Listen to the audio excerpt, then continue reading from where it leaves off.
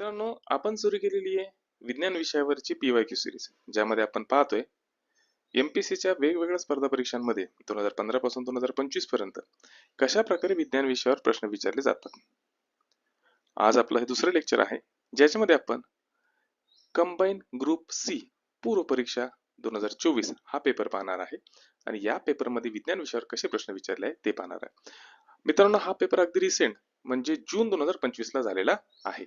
चला मग सुरुवात करू. 15 सेकंदाचा वेळ आहे. 15 सेकंद सोडून पाहायचा प्रयत्न करा. नाही जमलं तर विथ एक्सप्लेनेशन आपण या 15 ते 16 क्वेश्चनचं अनालिसिस करणार आहोत. चला मग टॉपिकला सुरुवात करू. पहा बरं, जमतो का प्रश्न?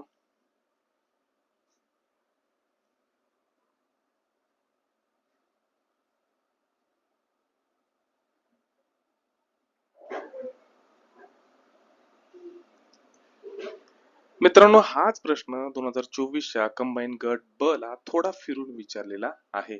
PYQ अनालिसिसचा सगळ्यात महत्वाचा फायदा हा होतो की आयोग आता कुठल्या टॉपिकवर प्रश्न विचारतो ते आपल्याला समजायला लागतं. चला आता PYQ चं अनालिसिस करू. प्रश्न काय विचारलेला आहे की खालीलपैकी कोणते इलेक्ट्रॉनिक उपकरण हे प्रकाश ऊर्जेचे रूपांतर विद्युत ऊर्जेमध्ये करत असते? उत्तर आहे फोटो व्होल्टाइक डायोड. चला आता वेळ झालेली कॉन्सेप्ट पक्का करायची. सगळ्यात पहिल्यांदा पाहू फोटो व्होल्टाइक डायोड म्हणजे काय, पण तत्पूर्वी पाहू डायोड म्हणजे काय. तर मित्रांनो, डायोड म्हणजे अशी चावी जी विद्युतधारेला फक्त एकाच दिशेने जायला अलाउड करते, त्याला डायोड म्हणतात.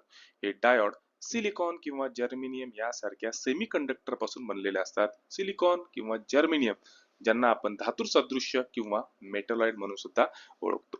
आपल्या घराच्या छतावर जे काही सोलार पॅनल बसवलेले असतात, या सोलार पॅनल मध्ये हे फोटो व्होल्टाइक डायोड लावलेले असतात, जे सोलार सेल म्हणून सुद्धा ओळखले जातात. हे फोटो व्होल्टाइक डायोड करतात काय, तर सूर्यप्रकाशाचे रूपांतर डायरेक्ट विजेमध्ये म्हणजे विद्युत ऊर्जेत रूपांतर करण्याचं काम हे फोटो व्होल्टाइक डायोड करत असतात.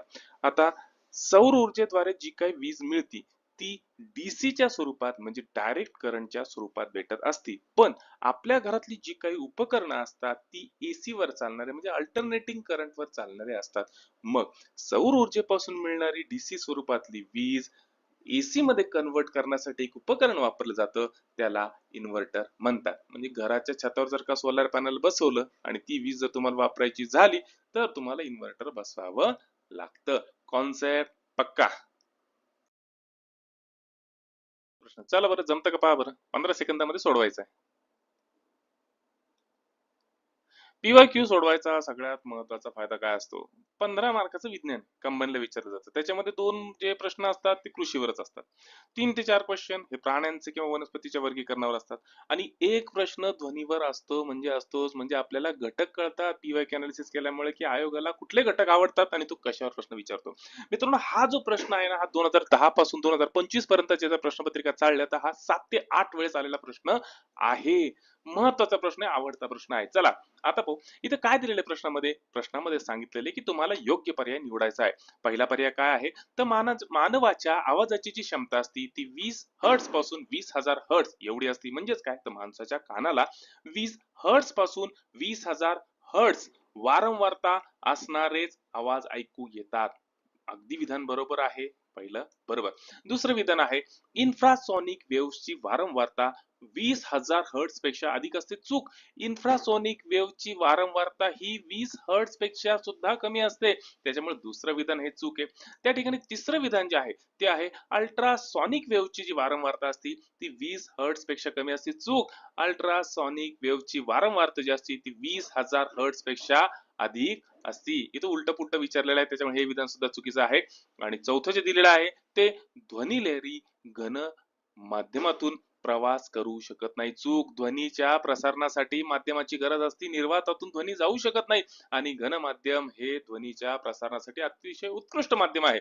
त्याच्यामुळं हे सुद्धा विधान चुकीचं आहे. चला आता कॉन्सेप्ट आपण डिटेल मध्ये पक्का करू.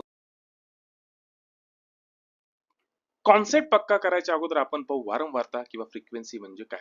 एका ठराविक ठिकाणाहून एका सेकंदामध्ये जेवढे तरंग पास होतात त्यांना म्हणलं जातं वारंवारता किंवा फ्रिक्वेन्सी. उदाहरण द्यायचं झालं, मी म्हणलं की एका वेव्हची फ्रिक्वेन्सी 1 हर्ट्झ आहे, याचाच अर्थ एका ठिकाणाहून एका सेकंदात एकच वेव्ह पास होतीये. 2 हर्ट्झ असेल तर एका ठिकाणाहून एका सेकंदात 2 वेव्ह पास होत आहे. आलं लक्षात? याला म्हणायचं वारंवारता किंवा फ्रिक्वेन्सी.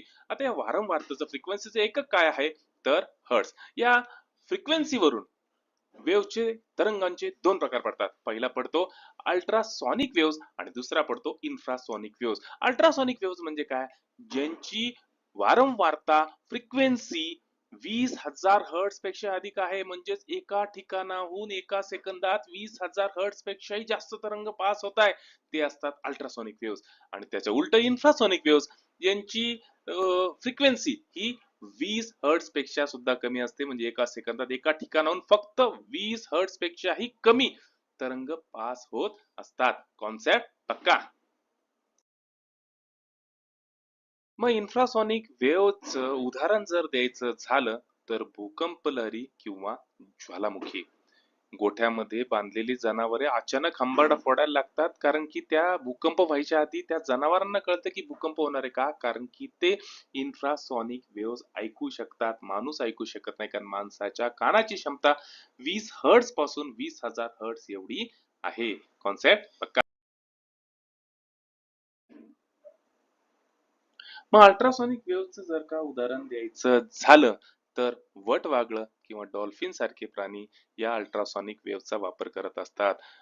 वटवाघळं भक्ष्य पकडण्यासाठी किंवा रस्ता शोधण्यासाठी या अल्ट्रासॉनिक वेव्हचा वापर करत असतात.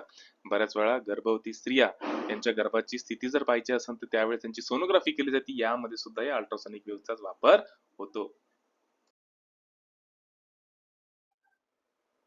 आता भाऊ पुढचा प्रश्न पहा बरं, 15 सेकंदात जमतो का?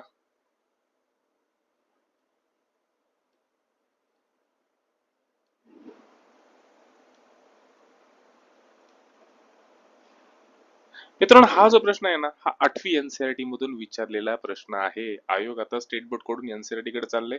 याचे बेस्ट एक्झाम्पल.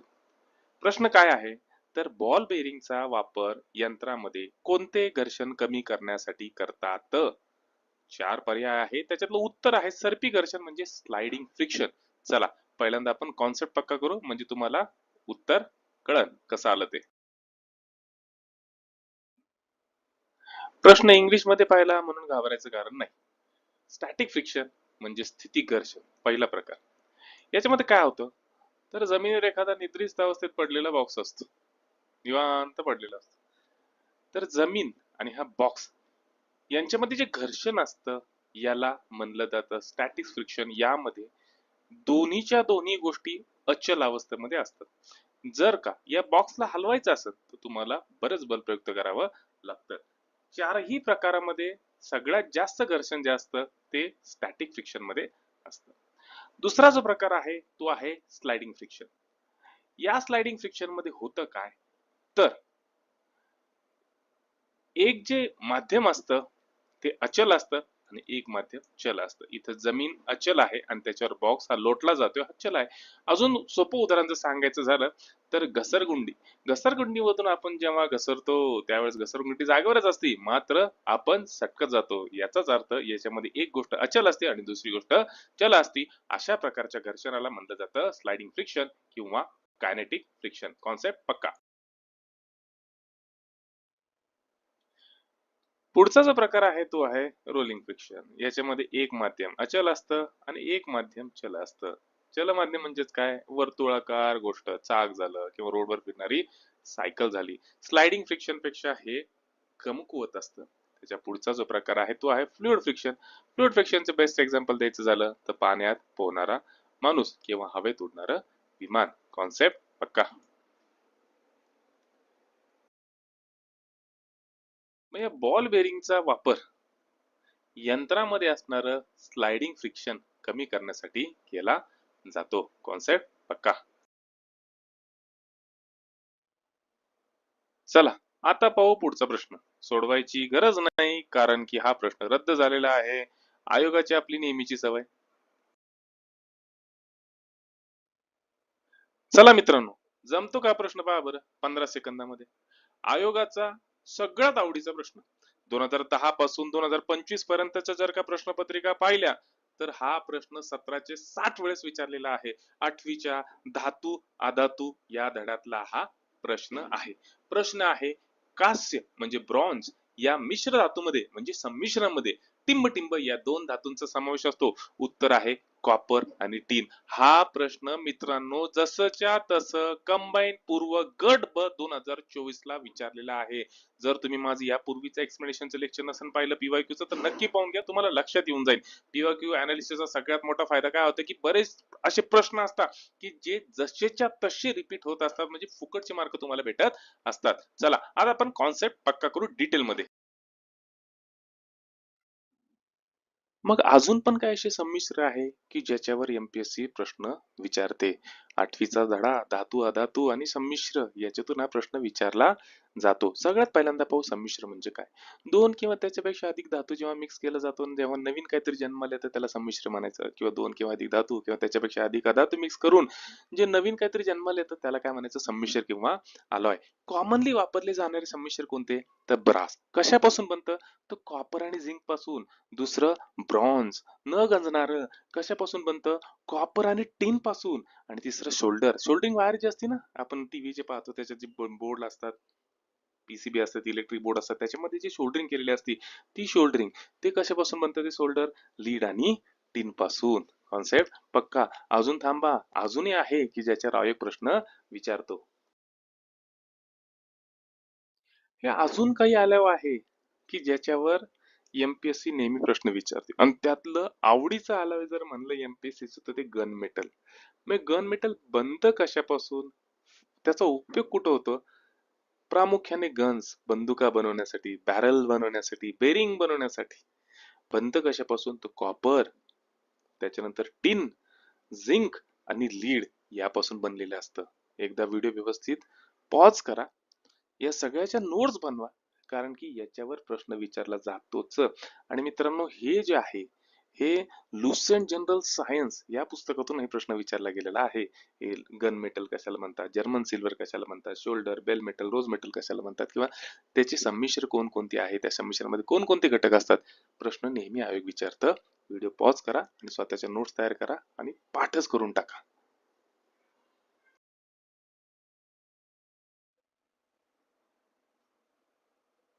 चला जमतो का प्रश्न पहा बरं. 11वी केमिस्ट्री एनसीईआरटी बेस्ड क्वेश्चन आहे.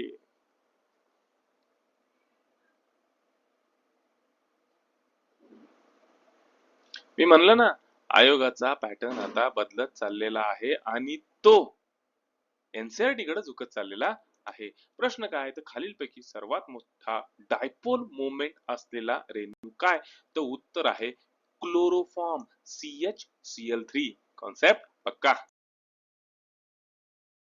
चला आता पुढचा प्रश्न सोडू. मी म्हणलं ना 15 प्रश्न विचारतात, 15 प्रश्नामध्ये कमीत कमी 3 ते 4 प्रश्न ते प्राण्यांचं वर्गीकरण किंवा वनस्पतीच्या वर्गीकरणावर विचारतं, म्हणजे विचारतं. त्यातला हा बेस्ट एक्झाम्पल. हा प्रश्न सुद्धा एनसीईआरटी मधून आलेला आहे, मी मान्य करतो. चला आता पाहू आपण पुढचा प्रश्न.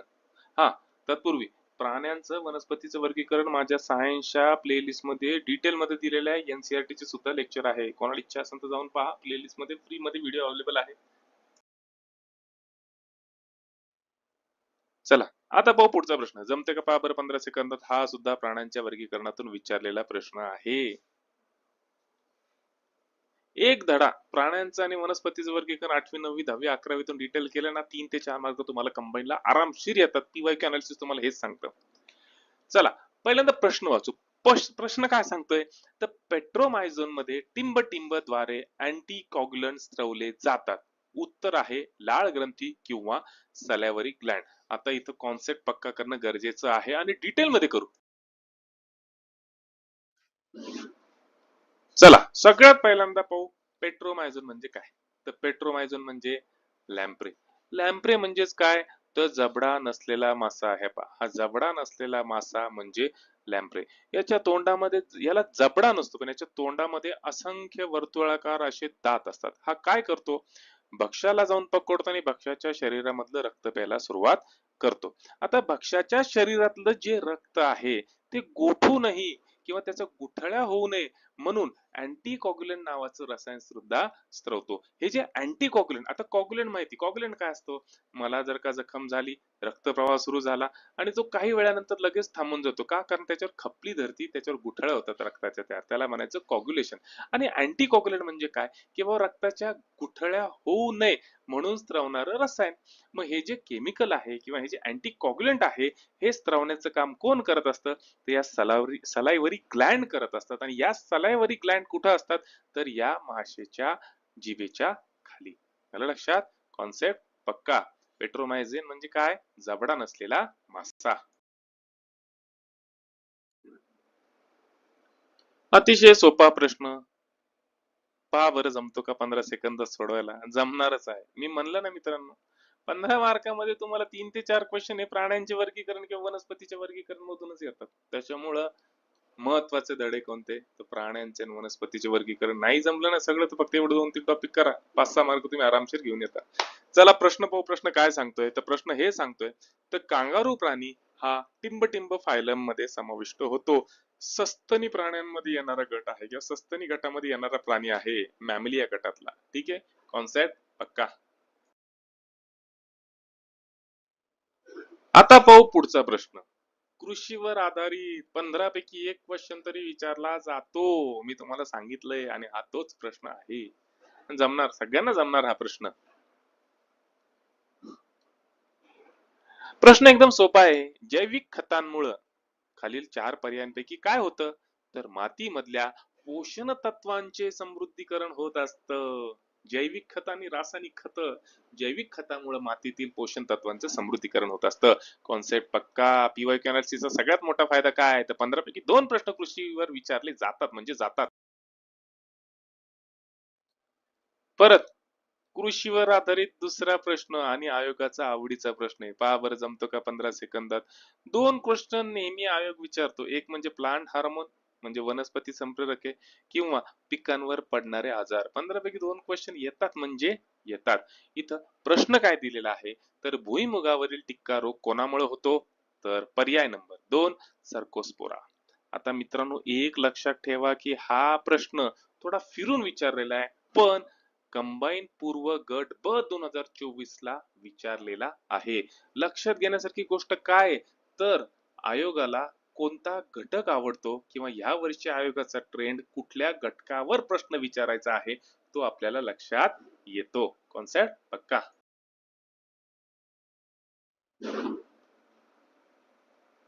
आता आपल्याला एवढं तर कळलं की भुईमुगावर जो टिक्का रोग पडतो त्याला कारणीभूत कोण असतो? तर सर्कोस्पोरा. इतर 3 पर्याय पण पाहू, ते कुठल्या रोगाला कारणीभूत असतात. पहिला पर्याय जो दिला आहे उत्तरामध्ये तो आहे फुजारियम. बरोबर आहे. तर हा जो आहे हा विल्ट नावाचा जो रोग आहे हा प्रामुख्याने केळी, कपाशी आणि टोमॅटोवर पडतो, याला कारणीभूत असतो. त्याच्यानंतर कोलेटोट्रियम हा जो आहे हा रेड रूट म्हणजे लाल मुळ जे असतात ऊसामध्ये जे दिसतात त्या रोगासाठी कारणीभूत असतात.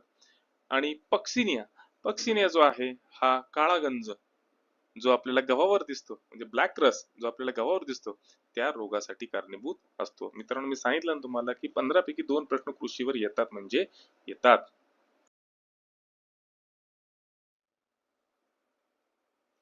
चला जमतो का पहा बरं प्रश्न. पुन्हा एकदा प्राण्यांच्या वर्गीकरणावर आलेला प्रश्न आहे.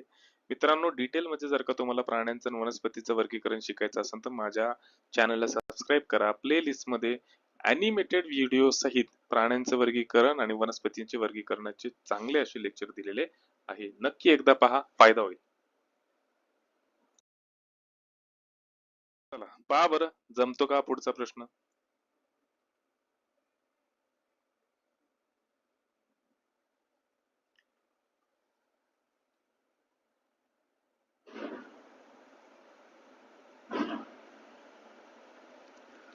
आठवीचा स्टेट बोर्डचा दुसरा धडा आरोग्य आणि रोग याच्यामधून हा प्रश्न विचारला गेलेला आहे.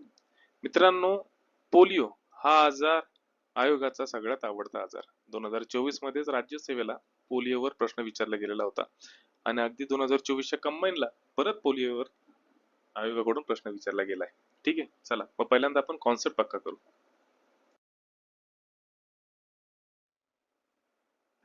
आपल्याला माहिती आहे पोलिओ म्हणजे काय, तर व्हायरल डिसीज.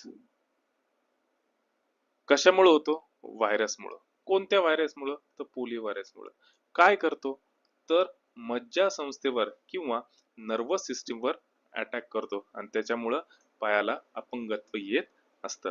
आता या पोलिओवरची सगळ्यात पहिली लस जर कोणी शोधून काढली असेल तर ती 1955 मध्ये जॉन साल्क यांनी शोधून काढली होती. त्यांच्या लसीला IPV असं म्हणलं जातं. ही जी लस होती, ही लस इंजेक्शन द्वारे दिली जायची. याच लसीला पुन्हा चांगल्या पद्धतीने डेव्हलप करण्याचं काम अल्बर्ट सॅबिन यांनी केलं होतं. यांनी तोंडाद्वारे दिले जातील अशी ही लस शोधून काढली होती. तिचं नाव होतं ओरल पोलिओ वॅक्सिन म्हणजेच OPV. आणि आजही जगामध्ये अल्बर्ट सॅबिन यांनी तयार केलेल्या OPV चाच वापर केला जातो. ओरल पोलिओ वॅक्सिन लहान मुलांना दिलं जातं. कॉन्सेप्ट पक्का. चला आता पाहू आपण पुढचा प्रश्न. पहा बरं 15 सेकंदात जमतोय का.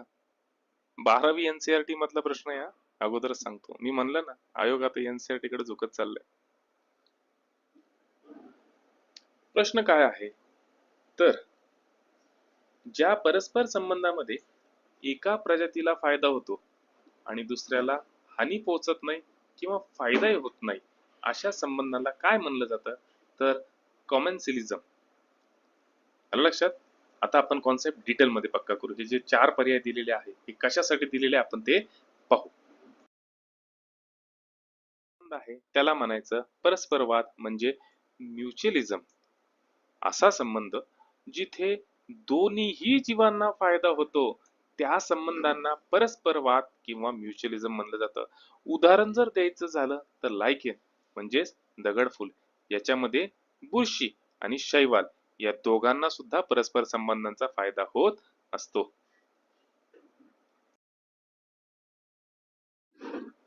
पुढचा संबंध सहभागवाद म्हणजे कमेन्सिलिझम, जे आपलं उत्तर होतं.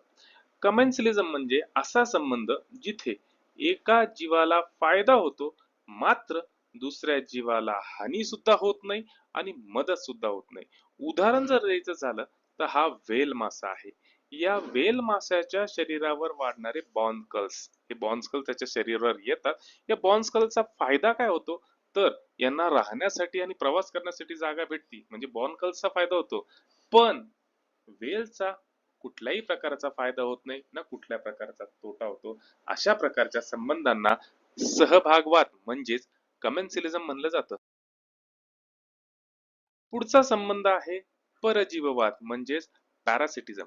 याच्यामध्ये होतं काय, की एक परजीवी एका यजमानाच्या शरीरावर वाढतो आणि त्या यजमानाचं तो नुकसानच करतो. याला म्हणलं जातं पॅरासिटिझम. याचं उदाहरण जर द्यायचं झालं तर कुस्कुटा म्हणजे अमरवेल. अमरवेल काय करतं, ही एक परजीवी वनस्पती आहे. होस्ट म्हणजे यजमान वनस्पतीवर वाढते आणि त्याच्याकडून स्वतःचीच पोषक तत्व मिळवून घेते. याला म्हणायचं परजीववाद किंवा पॅरासिटिझम.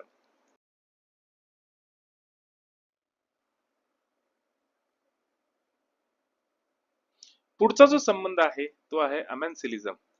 असा संबंध जिथं एका प्रजातीला नुकसान होते मात्र दुसऱ्यावर त्याचा काहीच परिणाम होत नाही. म्हणजे एका प्रजातीला नुकसान झालं तर दुसऱ्या प्रजातीला फायदा होतो असं नाही, त्याच्यावर काहीच परिणाम होत नाही.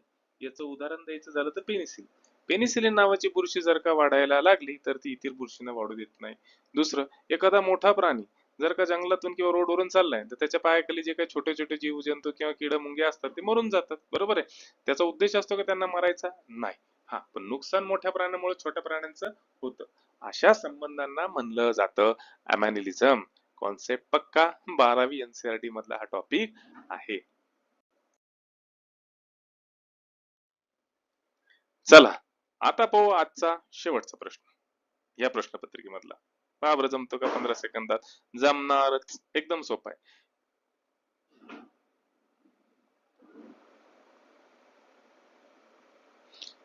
प्रश्न काय, तर या खनिजाच्या अभावामुळं गलगंड हा आजार होतो.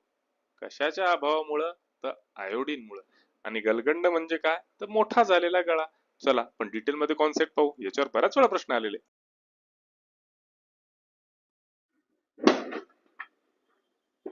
मग गलगंडामध्ये नेमकं होतं काय, की आहारातून आयोडीन कमी प्रमाणात घेतलं जातं. परिणामतः आपल्या गळ्यामध्ये ज्या थायरॉइड ग्रंथी असतात त्यांचं महत्वाचं कार्य काय असतं, तर थायरॉक्सिन आणि ट्रायआयोडेथायरोनिन म्हणजेच काय, T4 आणि T3 नावाचं हार्मोन स्त्रवायचं. आता आयोडीनच्या कमतरतेमुळे थायरॉइड ग्लँड कडून हे हार्मोन्स कमी प्रमाणात स्त्रवले जातात. टेन्शन कोणाला येतं? या थायरॉइड ग्लँडलाच येतं. ती म्हणते की बाई मी तर जेवढं पाहिजे तेवढं हार्मोन देत नाही शरीराला. मग ही काय करते? जास्त हार्मोन देण्यासाठी स्वतःचा आकार वाढवती आणि परिणामतः रूपांतर होतं गलगंड या आजारात. मग आयोडीच्या कमतरतेमुळे काय होत असतं, तर थायरॉइड ग्रंथींचा आकार वाढत असतो. मित्रांनो, हे जे आहे ना T4 आणि T3 हार्मोन, याच्यावर खूप वेळेस प्रश्न आलेला आहे. आणि मी सांगतो तुम्हाला, एनसीईआरटी जर अवघड वाटत असेल तर माझ्या प्लेलिस्ट मध्ये एनसीईआरटी चे सुद्धा लेक्चर आहे. तुम्ही विज्ञानावरचे ते एनसीईआरटी चे लेक्चर पाहू शकता आणि बदलता ट्रेंड जो आहे त्याच्यानुसार आपला अभ्यास सुद्धा करू शकता. चला, प्रयत्न आवडत असेल तर चॅनलला सबस्क्राईब करा, लाईक करा, शेअर करा आणि पुढच्या व्हिडिओची वाट पहा. उद्याच्या व्हिडिओमध्ये आपण नवीन प्रश्नपत्रिका घेऊन येईन आणि नवीन पीओके अनालिसिस करू. चला, भेटू आपण पुढच्या व्हिडिओमध्ये. तोपर्यंत मन लावून अभ्यास करा, जबरदस्त अभ्यास करा. Best of luck.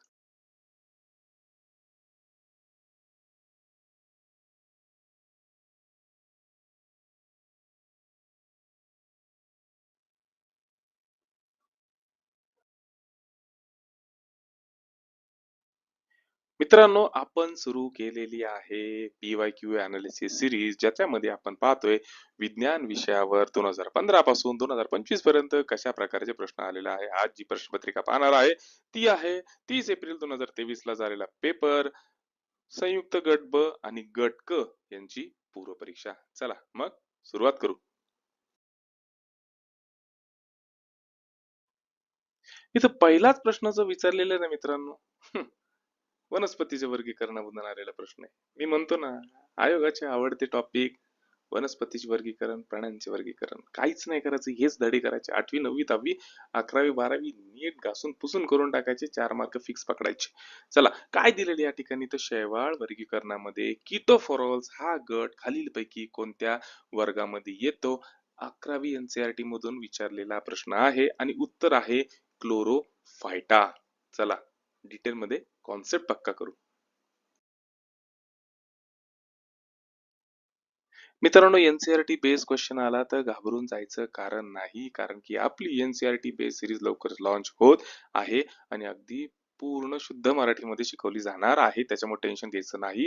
Free series आहे, फक्त तुम्हाला चॅनलला सबस्क्राईब करायचंय, बेल नोटिफिकेशनला प्रेस करायचंय, त्याच्यामुळे नवनवीन नोटिफिकेशन येत राहतील. चला, आता कॉन्सेप्ट पक्का करू. या ठिकाणी विटेकर साहेबांचा फोटो दिलेला आहे. विटेकर साहेब कोण? ज्यांनी सजीव सृष्टीचं वर्गीकरण 5 गटात केलं होतं. पहिला गट होता मोनेराचा, दुसरा होता प्रोटिस्टाचा, तिसरा होता फंगायचा, चौथा होता वनस्पतींचा आणि पाचवा होता प्राण्यांचा, प्लांटी आणि अॅनिमिलिया.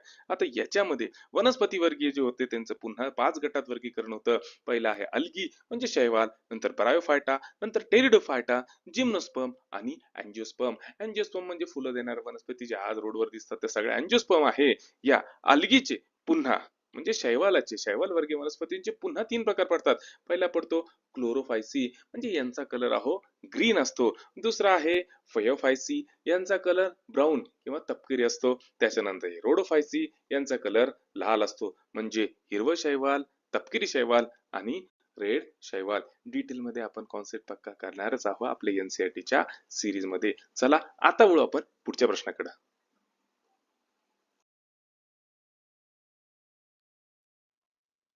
15 सेकंदाचा वेळ आहे आणि अगदी सोपा प्रश्न आहे. सोडून पहा, जमतो का? जमणार.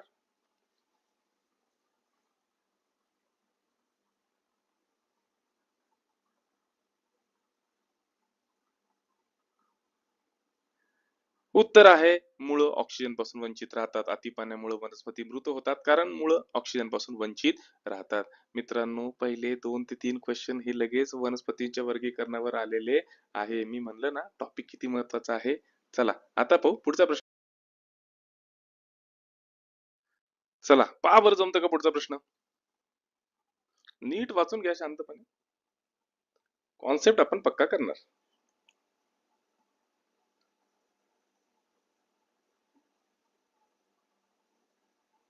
प्रश्नाला पाहिलं की मित्रांनो एक गोष्ट लक्षात येते की हा जो प्रश्न आहे हा तुम्हाला 10वी पर्यंतच्या पुस्तकामध्ये सापडणार नाही. 2022 असो 2023 असो या दोन्ही प्रश्नपत्रिकांमध्ये आयोगाने जास्तीत जास्त एनसीईआरटी बेस्ड क्वेश्चन विचारलेले आहे. दुसरी महत्वाची गोष्ट म्हणजे की आपल्याला पीवायक्यू अनालिसिसचा सगळ्यात मोठा फायदा काय होतो माहिती का, की आयोगाचे आवडते घटक आवडते टॉपिक कळतात आणि ते जर का टॉपिक आपण डिटेल मध्ये केले डीपली केले तर आपले मार्क कधीच जाऊ शकत नाही. मी तुम्हाला 2015 पासून 2025 पर्यंतच्या कुठल्याही प्रश्नपत्रिका काढा, त्याच्यामध्ये तुम्हाला 2 ते 3 क्वेश्चन नेहमी प्राण्यांचे वर्गीकरण वनस्पतींचे वर्गीकरणावर विचारले जातात आणि वनस्पतीच्या वर्गीकरणामध्ये सुद्धा त्याचा आवडता जर टॉपिक असेल आयोगाचा परीक्षकाचा तर तो आहे शैवाल किंवा अल्गी. त्यामधला हा प्रश्न आहे. आलं लक्षात? अनालिसिस करायचा फायदा. चला आपण आता डिटेल मध्ये पाहू. प्रश्न काय सांगितलेला आहे तर प्रश्न सांगितलेला आहे की नायट्रोजन स्थिर करण्यासाठी खालीलपैकी कोणते शैवाल उपयोगी पडते. उत्तर आहे मिक्सोफायसी. याचं दुसरं नाव काय तर सायनोबॅक्टेरिया. अजून एखादं नाव काय तर ब्ल्यू ग्रीन अल्गी. मित्रांनो तुम्ही एनसीईआरटीचं 11वीचं पुस्तक वाचलं तर त्याच्यात आता एक रिव्हिजन आलेली आहे आणि त्याच्यानुसार हा प्रश्न तर त्यावेळेस कॅन्सलच झाला पाहिजे. का कॅन्सल झाला पाहिजे तर सिंपल आहे, कारण की सुरुवातीला मिक्सोफायसी याला अल्गी मानलं जायचं पण ऍक्च्युली मिक्सोफायसी म्हणजेच काय सायनोबॅक्टेरिया. त्याच्यामुळं हा शैवाल वर्गात मोडत नाही तर हा बॅक्टेरिया वर्गामध्ये मोडतो. विश्वास नसेल तर 11वीचं पुस्तक एनसीईआरटीचं पाहून घ्या. चला कॉन्सेप्ट पक्का. आता पाहू पुढचा प्रश्न. चला आता सोडू पुढचा प्रश्न. 15 सेकंदाचाच वेळ आहे. प्रश्न थोडा अवघड आहे कारण की 11वी एनसीईआरटी मधून विचारलेला प्रश्न आहे. 10वीच्या स्टेट बोर्डच्या पुस्तकामध्ये याच्याबद्दल दिलेलं आहे पण तेवढं डिटेल मध्ये दिलेलं नाही. याच्यासाठी तुम्हाला 11वी एनसीईआरटी वाचावं लागणार. टेन्शन घेऊ नका, एनसीईआरटीची आपली सिरीज आहे. चला प्रश्न काय विचारलेला आहे की मियोसिसच्या टप्प्यांचा योग्य क्रम कोणता आहे तो आपल्याला सांगायचा आहे. उत्तर आहे 3: लेप्टिन, झायगटिन, पचायटिन, डिप्लेटिन आणि डायकायनेसिस. चला आता आपण कॉन्सेप्ट पक्का करू. चला मित्रांनो आता सगळ्यात पहिल्यांदा समजून घेऊ की मियोसिस असतं काय. मियोसिस म्हणजे मित्रांनो पेशी विभाजनाचा प्रकार. साधारणतः पेशी विभाजनाचे सेल डिव्हिजनचे दोन प्रकार असतो. पहिला असतो मायटोसिस आणि दुसरा असतो मियोसिस. या मायटोसिसला मराठीमध्ये म्हणलं जातं समसूत्री विभाजन आणि मियोसिसला म्हणलं जातं अर्धसूत्री विभाजन. याच्यात होतं काय की जी जनन पेशी असती ती पेशी फुटती आणि तिच्यापासून दोन नव्या पेशी जन्माला येतात. समजा ह्या जनन पेशीमध्ये जर का 4 क्रोमोझोम असेल तर जन्माला येणाऱ्या ज्या पाल्य पेशी असतात किंवा डॉटर सेल असतात याच्यामध्ये सुद्धा क्रोमोझोमची संख्या ही 4च असते. म्हणजे आई पेशीमध्ये जेवढे क्रोमोझोम आहे तेवढेच क्रोमोझोम तुम्हाला मुला पेशीमध्ये सुद्धा किंवा डॉटर सेल मध्ये दिसणार आहे. मियोसिस याच्यापेक्षा थोडं वेगळं. मियोसिस मध्ये होतं काय की जी पॅरेंट पेशी असती ती फुटती आणि तिच्यापासून 4 नव्या पेशी जन्माला येतात. पण यांच्यामध्ये असणाऱ्या क्रोमोझोमची संख्या आणि जन्माला आलेल्या डॉटर मध्ये असणाऱ्या क्रोमोझोमची संख्या ही निम्मी असते. समजा याच्यात जर 4 असेल तर याच्यामध्ये 2-2 असते. म्हणून याला काय म्हणलं जातं अर्धसूत्री विभाजन. कॉन्सेप्ट पक्का. आता डिटेल मध्ये अजून पाहू की समसूत्री विभाजन म्हणजे मायटोसिस आणि मियोसिस घडतं कुठं. अहो मायटोसिस म्हणजे काय तर माझी जी वाढ झालेली आहे शरीराची, बरोबर आहे, माझ्या शरीराच्या वाढ करणाऱ्या पेशी ज्या असतात त्यांना म्हणलं जातं कायिक पेशी म्हणजे सोमॅटिक सेल. या सोमॅटिक सेलचं रेग्युलरली विभाजन होत असताना एका पेशींपासून दोन पेशी तयार असतात. रोज पेशी मरतात. आंघोळ केली का आपण टॉवेलने पुसतो, त्याच्यामध्ये ज्या मेरपूत पेशी असतात त्या निघून जातात, परत त्याच्याऐवजी नवीन पेशी जन्म घेत असतात. हे जे शारीरिक पेशी आहे यांना म्हणायचं कायिक पेशी किंवा सोमॅटिक सेल. आणि याच्यामध्ये प्रामुख्याने मायटोसिस म्हणजे समसूत्री विभाजन दिसून येत असतं. महत्वाचं वैशिष्ट्य काय की गुणसूत्रांची जी संख्या असती ती मूळ पेशींसारखीच समान असते. त्याच्या अगदी विरुद्ध ते आहे अर्धसूत्री विभाजन म्हणजे मियोसिस. मियोसिस घडतं कुठं तर जनन पेशीमध्ये म्हणजे जर्म सेल मध्ये. तुम्ही म्हणता सर जर्म सेल म्हणजे काय. अहो आपला जन्म झाला आपल्या आई वडिलांमुळे. कसा आईकडून आलं अंड आणि वडिलांकडे होतं स्पर्म. या दोन्हीच्या दोन्ही पेशी एकत्र, या दोन्हीच्या दोन्ही पेशी ज्या आहे यांना काय म्हणायचं जर्म सेल किंवा जनन पेशी म्हणायचं. मग या जनन पेशींमध्ये जे पेशी विभाजन घडून येतं त्याला म्हणलं जातं मियोसिस. आणि याच्यामध्ये जन्माला ज्या अपत्य पेशी असतात त्या 4 असतात. हा, फक्त एवढं असतं की मूळ पेशीमध्ये जेवढा क्रोमोझोम किंवा गुणसूत्रांची संख्या असते त्याच्या निम्मी संख्या या डॉटर पेशींमध्ये असते. कॉन्सेप्ट पक्का?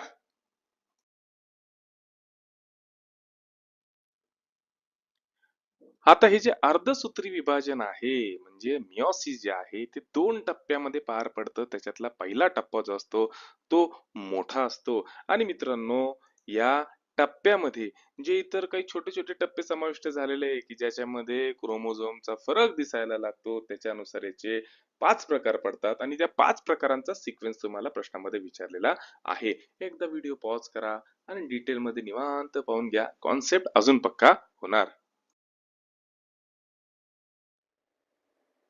चला, आता सोडू पुढचा प्रश्न. 15 सेकंदाचा वेळ आहे, पहा बरं जमतोय का.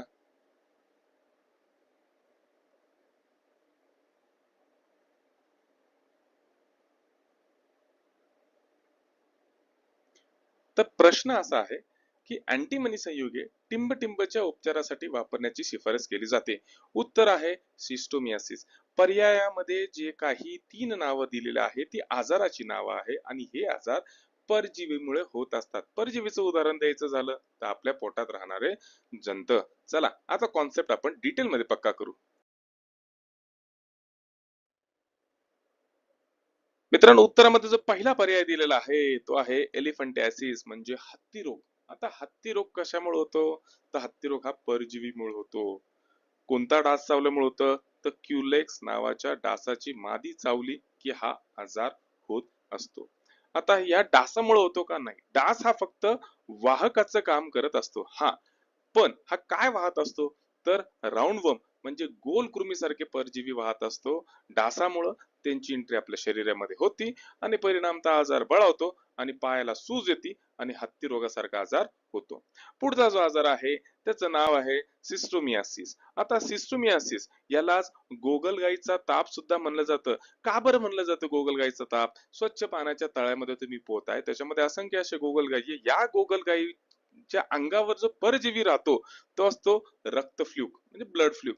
मग ह्या रक्त फ्लूक मुळे आपल्या शरीरामध्ये ताप येतो, त्याच्यानंतर पोटाच्या समस्या निर्माण होतात, यासारखे आजार होतात. हा जो आजार आहे याला म्हणायचं सिस्टोमियासिस. आणि या आजाराच्या उपचारासाठी अँटी मनीची संयुगे वापरले जातात. मी जे परजीवी आहे त्यांचे हे फोटो साईडला दिलेले आहे, एकदा व्हिडिओ पॉज करा आणि पाहून घ्या. पुढचा परजीवीमुळे होणारा आजार जर म्हणला तर फॅसिलिओप्सियासिस. हा होतो कशामुळं? तर चपट्या कृमींमुळे होतो. या चपट्या कृमी राहतात कुठं? तर आतड्यामध्ये राहतात. आलं लक्षात? कॉन्सेप्ट पक्का? पहा बरं मित्रांनो, जमतं का पुढचा प्रश्न 15 सेकंदात? ह्या प्रश्नाकडे पाहिल्यावर तुमच्या लक्षात येईल की आयोग आता एनसीईआरटी कडे झुकत चाललेला आहे. आयोगासाठी सगळ्यात महत्त्वाचे जो टॉपिक म्हणला तर तो प्राण्यांचं वर्गीकरण आणि वनस्पतींचं वर्गीकरण संयुक्त गट ब क. या एक्झामला कमीत कमी 3 ते 4 क्वेश्चन प्राण्यांचं आणि वनस्पतीच्या वर्गीकरणावर विचारले जातात. त्याच्यामुळे काय करायचं तर 8वी 9वी पासून सुरुवात करायची, ते 11वी 12वी पाशीच जाऊन थांबायचं. कारण आपल्याला माहिती की बाबा 2च धडे आपण जर का व्यवस्थित केले तर आपल्याला 4 ते 5 मार्क नक्की मिळणार आहे. चला, आता पाहू प्रश्न. प्रश्न काय आहे की साधारणपणे पोरीफेरामध्ये गॅमेट कशामुळे तयार होतात? तर उत्तर आहे आर्किओसाइट्स. आता खाली जे 4 पर्याय दिलेले आहे मित्रांनो, हे चारीच्या चारी पर्याय काय आहे? तर हे पेशींचे प्रकार आहे. डिटेल मध्ये पाहू ना, कॉन्सेप्ट पक्का करू पुढच्या स्लाइड वर.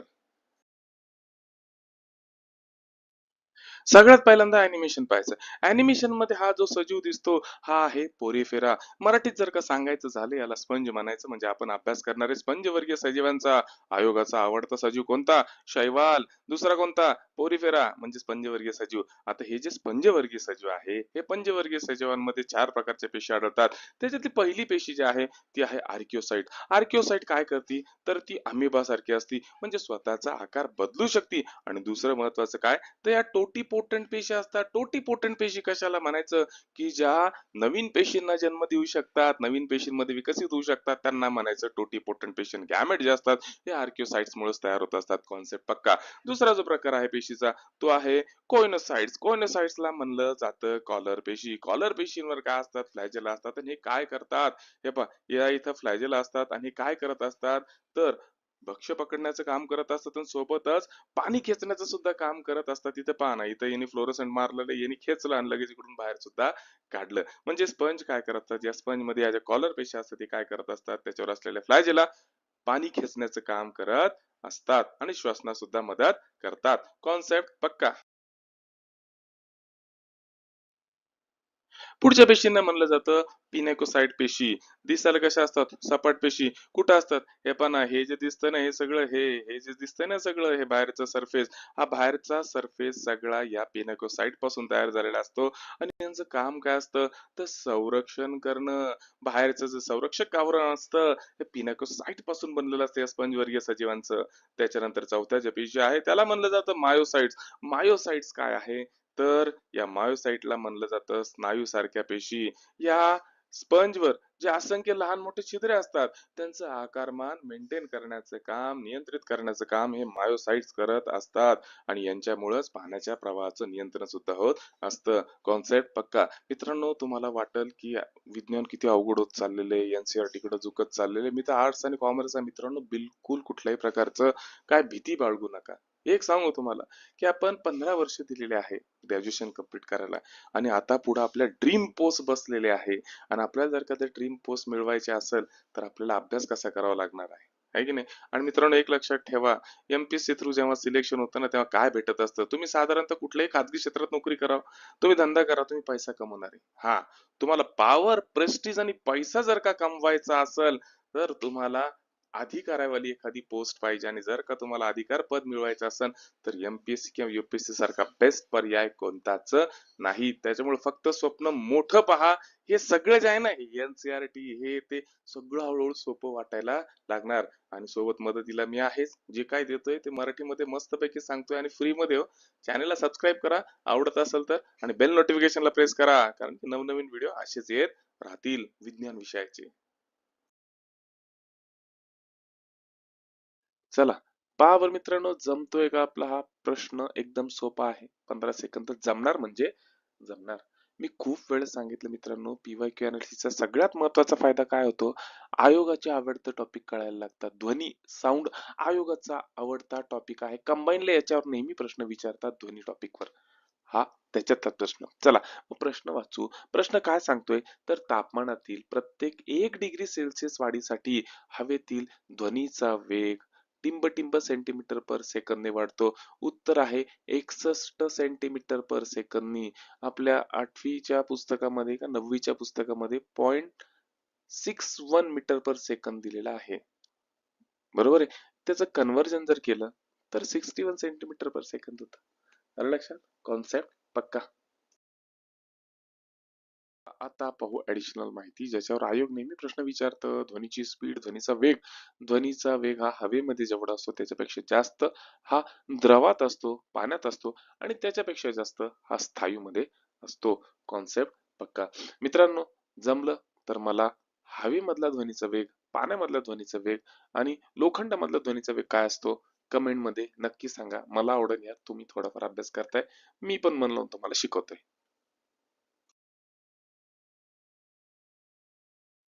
चला, प्रश्न एकदम सोपा आहे आणि जमलंच पाहिजे. 15 सेकंद.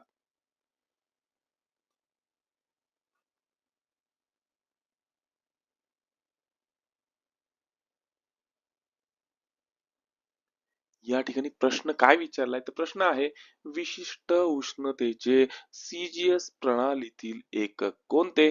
तर उत्तर आहे कॅलरीज पर ग्रॅम डिग्री सेल्सिअस. इंग्लिश मध्ये वाचतो, unit of specific heat in CGS system is calories per gram degree Celsius. पहिल्यांदा कॉन्सेप्ट पक्का. आता समजून घेऊ स्पेसिफिक हीट किंवा विशिष्ट उष्णता म्हणजे काय. अहो, कुठल्याही एका पदार्थाचं तापमान 1 डिग्री सेल्सिअसनी जर का तुम्हाला वाढवायचं असेल आणि त्यासाठी जी उष्णता लागणार आहे तिला म्हणायचं विशिष्ट उष्णता किंवा स्पेसिफिक हीट. कॉन्सेप्ट पक्का. त्याचं युनिट ऑलरेडी आपण पाहिलेलं आहे. पुढचा प्रश्न पाहायची काही गरज नाही, आयोगाने त्याच्या नेहमीच्या सवयीप्रमाणे प्रश्न रद्द केलेला आहे.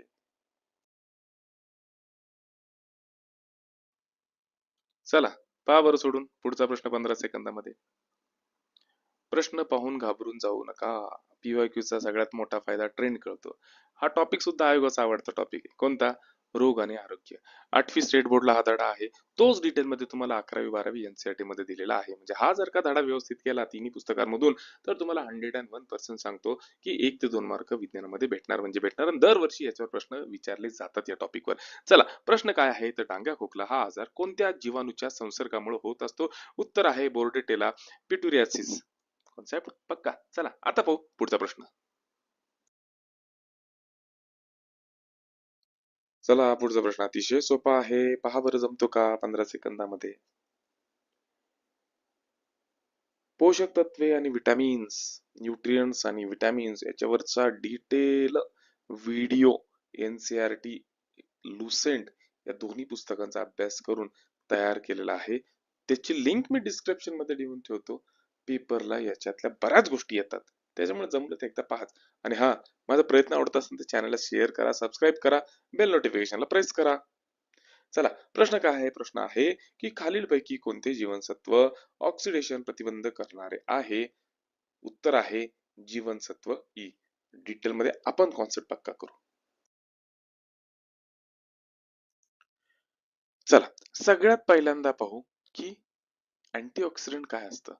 मित्रांनो, आपल्या शरीरामध्ये असंख्य प्रकारचे फ्री रॅडिकल्स असतात, मुक्त आयन्स असतात. हे मुक्त आयन्स एवढे घातक असतात की आपल्या पेशीवर अटॅक करू शकतात, पेशींचं आयुष्य कमी करू शकतात, पेशींचा नाश करू शकतात. आणि यांच्यापासून, या फ्री रॅडिकल्स पासून पेशींचं संरक्षण करण्यासाठी शरीरामध्ये एक घटक असणं आवश्यक आहे. त्याला म्हणायचं अँटीऑक्सिडंट. आणि हा जो अँटीऑक्सिडंट आहे हा विटॅमिन ई मुळे मिळतो. या विटॅमिन ई चं सायंटिफिक नाव आहे टोकोफेरॉल. विटॅमिन ई युक्त पदार्थ खा, फळं खा आणि आयुष्यभर तरुण राहा. याचं दुसरं नाव आहे वार्धक्य विरोधी anti ageing vitamin, vitamin E. चला, पुढचं आहे विटॅमिन की, ज्याचं शास्त्रीय नाव आहे नेफ्रोक्विनॉन. त्याच्यानंतर विटॅमिन डी, ज्याचं शास्त्रीय नाव आहे कॅल्सिफेरॉल. कॅल्सिफेरॉल काय करतं? तर कॅल्शियम आणि फॉस्फेटची बॉडीमध्ये असणारी लेवल मेंटेन करतं. परिणामी हाडांची निगा राखली जाती. विटॅमिनचा माझा धडा पहा, व्हिडिओ पहा, तुमचे सगळे कॉन्सेप्ट पक्के होऊन जातील. एक 15 ते 20 मिनिटाचा व्हिडिओ आहे. चला, आणि तो डिस्क्रिप्शन मध्ये टाकून ठेवतो. चला, आता पाहू पुढचा प्रश्न. पहा बरं मित्रांनो, जमतं का प्रश्न हा 15 सेकंदामध्ये? प्रश्नाकडे पाहिलं ना, लगेच लक्षात येतं की बाबा आयोग आता NCERT कडे झुकत चाललेला आहे. 12वी NCERT बायोलॉजी टॉपिकचं नाव आहे हेल्थ अँड डिसीज. त्यातून हा प्रश्न आलेला आहे. मी मगाशीच म्हणलं तुम्हाला महत्वाचं टॉपिक आहे बरं का. रोग, आरोग्य आणि रोग 8वीचा धडा आणि 12वीचा धडा. दोन धडे व्यवस्थित करा. तुम्हाला 2 ते 3 प्रश्न या धड्यातून येणार म्हणजे येणार. चला, प्रश्न पाहू. प्रश्न काय आहे? तर टिंबटिंब या औषधे मध्यवर्ती मज्जासंस्था, पचनसंस्था यांच्यातील संवेदी चेतातंतूच्या टोकावर बद्ध राहतात. मित्रांनो, औषध नाही बरं का, ड्रग्स, चरस, गांजा याच्यावरचा टॉपिक आहे आणि याच्यावरचा प्रश्न आहे. इंग्लिश मध्ये प्रश्न वाचू. Dash dash are drugs which bind to receptors present in central nervous system and gastrointestinal tract. उत्तर आहे ओपिओइड्स. चला, पहिल्यांदा कॉन्सेप्ट पक्का करू. आणि हा, माझी NCERT ची सिरीज सुरू झालेली आहे. आवडत असेल तर आत्ता चॅनलला लाईक करा, शेअर करा, सबस्क्राईब करा. सगळं फुकट आहे बरं का. जाऊन फक्त माझी प्लेलिस्ट टॅली करा किंवा चेक करा. वाटलंच तर मी डिस्क्रिप्शन मध्ये लिंक देऊन ठेवतो. चला, सगळ्यात पहिल्यांदा पाहू संवेदी चेतातंतू म्हणजेच रिसेप्टर म्हणजे काय. प्रत्येक पेशीवर हे बसवलेले जे अँटिने आहे त्याला तुम्ही रिसेप्टर म्हणू शकता. हे अँटिने काय करत असतात? तर वेगवेगळ्या प्रकारचे मॉलिक्यूल एक्सेप्ट करत असतात. वेगवेगळे मॉलिक्यूल कोणतं? कधी कधी मी आजारी पडलो, मी गोळी घेतो, औषध घेतो. कधी कधी मला वाटलं तर मग मी इन्सुलिनचं इंजेक्शन घेईन. हा, काही लोक दारू सुद्धा पितील. मग हे वेगवेगळे मॉलिक्यूल जे आहे ते एक्सेप्ट करण्याचं काम कोण करत असतं? हे रिसेप्टर करत असतात. आणि प्रत्येक पेशीवर रिसेप्टर असतात. हे रिसेप्टर वेगवेगळ्या प्रकारचे असू शकतात. जसं माझ्या जिभेवर रिसेप्टर्स आहे जे मला चवीचं ज्ञान करून देतात. माझ्या हातावर रिसेप्टर आहे जे मला स्पर्शाचं ज्ञान करून देत असतात. म्हणजेच काय, तर रिसेप्टर्स म्हणजे मॉलिक्यूल धरून ठेवणाऱ्या पेशीवरचे अँटिने. कॉन्सेप्ट पक्का. आता आपण डिटेल मध्ये पक्का करू अजून कॉन्सेप्ट. मग आपल्याला एवढं कळलं की प्रत्येक पेशीवर वेगवेगळ्या प्रकारचे रिसेप्टर, संवेदी चेतातंतू किंवा अँटीने बसवलेले असतात आणि वेगवेगळ्या प्रकारचे मॉलिक्यूल एक्सेप्ट करत असतात. ज्यात पहिला मॉलिक्यूल आहे ओपिओइड. ओपिओइड म्हणजे काय? अहो, अंमली पदार्थ, ड्रग्सचा एक प्रकार आहे. व्यावहारिक जर नाव सांगायचं झालं, उदाहरण त्याचं सांगायचं झालं तर मॉर्फिन किंवा हेरोईन. बनत कशापासून? पॉपीच्या प्लांट पासून, म्हणजेच अफूच्या झाडापासून. हे ओपिओइड जेव्हा एखाद्या व्यक्ती ग्रहण करतो, तेव्हा त्याचे मॉलिक्यूल रिसीव्ह करण्यासाठी मज्जातंतूवर, मज्जासंस्थेवर आणि पचन संस्थेच्या पेशींवर हे ओपिओइड रिसेप्टर्स असतात. म्हणजे एखाद्याने जर हेरोईन खाल्लं, ते हेरोईन अटॅक कुठं करणार आहे? तर मज्जासंस्था आणि पचन संस्थेवर असणाऱ्या पेशींच्या रिसेप्टरवर, कारण की त्याच ठिकाणी हे ओपिओइड रिसेप्टर असतात. कॉन्सेप्ट पक्का?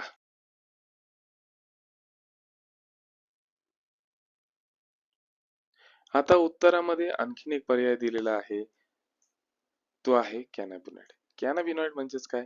अंमली पदार्थाचा प्रकार, ज्याला शुद्ध मराठी भाषेमध्ये गांजा म्हणतो, चरस म्हणतो किंवा हशिम म्हणतो. होतं काय की एखाद्या व्यक्तीने जर का गांजाचं सेवन केलं, तर त्याच्या ब्रेन मध्ये ज्या काही पेशी असतात, त्या पेशींवर हे कॅनाबिनॉइड रिसेप्टर असतात. मग हे गांजाचे जे मॉलिक्यूल त्याच्या शरीरात गेले, ते जाऊन कुठं साचतात? तर मेंदूमध्ये जे काही पेशी आहे, त्या पेशींवर बसवलेले हे जे कॅनाबिनॉइड रिसेप्टर आहे, त्यावर जाऊन साठतात आणि त्या माणसाला तिथं धक्का बसतो. त्याला काय परमानंद भेटतो, तो तिथून भेटत असन. मित्रांनो, एनसीईआरटीने खूप विचारपूर्वक हा टॉपिक टाकलेला आहे की बाबा, यंग जनरेशननी या अंमली पदार्थापासून लांब राहिलं पाहिजे. त्याचे तोटे काय आहे, ते घेतल्याने एक्झॅक्टली काय होतं, त्याचे दुष्परिणाम काय होतं, हे सगळ्याचा अवेअरनेस वाढवायसाठीच हा धडा टाकलेला आहे. तिसरा जो प्रकार आहे, तो आहे कोकेन, ज्याला आपण कोक किंवा क्रॅक सुद्धा म्हणतो. हे अटॅक किंवा ऍक्ट कुठं करतं? आपल्याला माहिती आहे, आपल्या शरीरामध्ये न्यूरॉन्स असतात, चेतापेशी असतात. त्या चेतापेशी काय करत असतात? सिग्नल एका चेतापेशीकडून दुसऱ्या पेशीकडे पाठवत असतात. तर सिग्नल पाठवायसाठी या दोन्ही चेतापेशींमध्ये जी जागा असती, या जागेमध्ये सिग्नल पाठवायसाठी न्यूरोट्रान्समीटर जसे डोपामाइन सिक्रीट होत असतात. आणि हे जे कोकेन आहे, या न्यूरोट्रान्समीटरवरच ऍक्ट करत असतं किंवा अटॅक करत असतं. कॉन्सेप्ट पक्का? चला, आता पाहू पुढचा प्रश्न. पहा बरं, जमतोय का 15 सेकंदात? मित्रांनो, विज्ञान विषयाचं विनाकारण बर्डन घ्यायचं नाही. मोजके टॉपिक सांगतो तुम्हाला, की जे टॉपिक तुम्हाला विज्ञानात चांगले मार्क घेऊन देतील. पहिला, धातू अधातू संमिश्र अलॉय. मागच्या 2 ते 3 वर्षापासून कंटिन्युअसली प्रश्न विचारला जातोय. दुसरा, आरोग्य आणि रोग. तिसरा, ध्वनी. आणि सगळ्यात फेमस, 15 जर का क्वेश्चन विचारले तर त्याच्यापैकी 4 ते 5 क्वेश्चन याच धड्यावर येतात, तो म्हणजे प्राण्यांचे वर्गीकरण किंवा वनस्पतींचे वर्गीकरण. बोटावर मोजण्या एवढे धडे आहे. व्यवस्थित करा, तुम्हाला विज्ञानामध्ये मार्क कमी पडणार नाही. पण इन डेप्थ अभ्यासाची गरज आहे. या ठिकाणी प्रश्न काय विचारला, तर प्रश्न विचारला आहे की जर्मन सिल्वर हा मिश्र धातू खालीलपैकी कुठल्या धातूंच्या मिश्रणातून तयार होत असतो? अलॉय म्हणजे काय?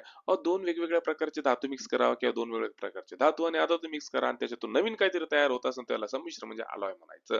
मग जर्मन सिल्वर हा सुद्धा एक अलॉयचा प्रकार आहे, जो तांबे, निकेल आणि जस्त यापासून तयार होतो. कॉन्सेप्ट पक्का? मी म्हणलं ना तुम्हाला, मागच्या 10 वर्षाचा जर का तुम्ही प्रश्नपत्रिकाचा अभ्यास केला तर लक्षात येतील तुम्हाला की 4 ते 5 प्रकारचे संमिश्र ज्यावर नेहमी प्रश्न विचारले जातात. कोणते? ते पुढच्या स्लाइडवर पाहू.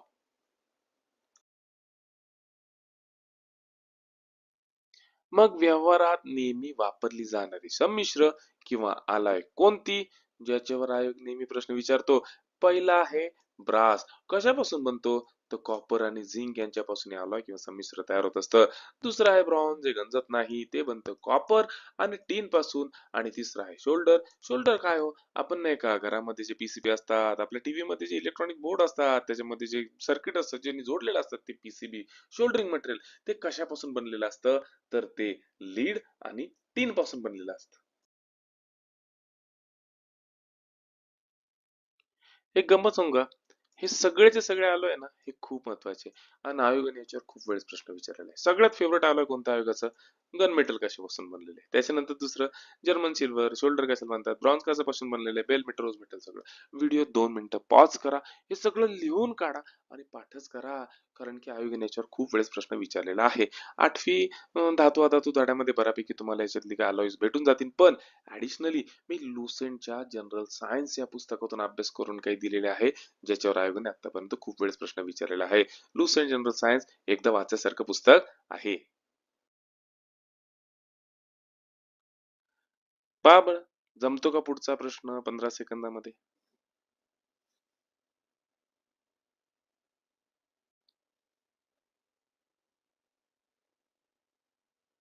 मित्रांनो, 2022 ची प्रश्नपत्रिका पहा, ग्रुप बी ची. आणि 2023 ची प्रश्नपत्रिका पहा. आयोगाचा कल जो आहे हा एनसीईआरटी कडे झुकताना दिसतो. हा जो प्रश्न आहे हा 12वीच्या केमिस्ट्री मधला 16वा धडा, धड्याचं नाव आहे केमिस्ट्री इन एव्हरीडे लाईफ, यातून विचारलेला प्रश्न आहे. आणि उत्तर आहे, म्हणजे प्रश्न पाहून घेऊ पहिल्यांदा. प्रश्न काय आहे, तर ऍस्पिरिनचे रासायनिक नाव काय आहे?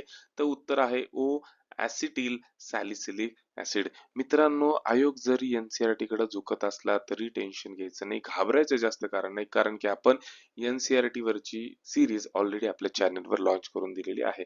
दुसरं महत्वाचं सांगतो तुम्हाला, एकदम बेस्ट फंडा काय, जर का तुम्हाला कुठल्याही विषयात चांगले मार्क घ्यायचे असेल तर नेहमी लक्षात ठेवा की कुठल्याही विषयामध्ये 3 प्रकारचे प्रश्न विचारले जातात. पहिला प्रश्न असतो, पहिले साधारण समजा 10 मार्काचे प्रश्न विचारत असतील कुठल्याही पेपरमध्ये, तर 10 पैकी 4 ते 5 क्वेश्चन हे सोपे असतात, 2 ते 3 क्वेश्चन हे थोडेसे अवघड असतात, आणि एखाद 2 क्वेश्चन हे खूपच अवघड असतात जे कोणाला जमत नाही. मग सिंपल फंडा काय आहे, तर सोप्याला धरून ठेवायचं, अवघडच्या मागे जास्त पळायचं नाही. पहिल्यांदा सोपं पक्क करा आणि नंतर आपण अवघडच्या मागे पळू. आलं लक्षात? चला, आता पाहू पुढचा प्रश्न.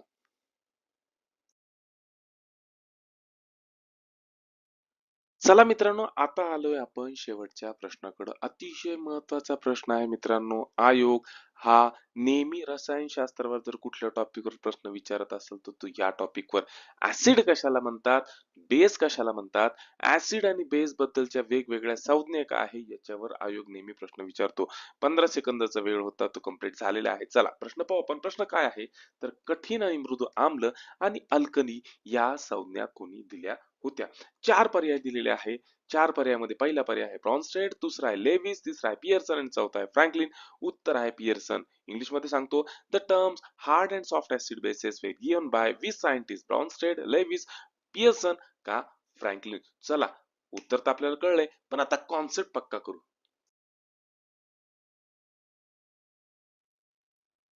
मित्रांनो, प्रश्नामध्ये अजून एक पर्याय दिलेला आहे. पर्याय आहे फ्रँकलिन. कोण होती फ्रँकलिन?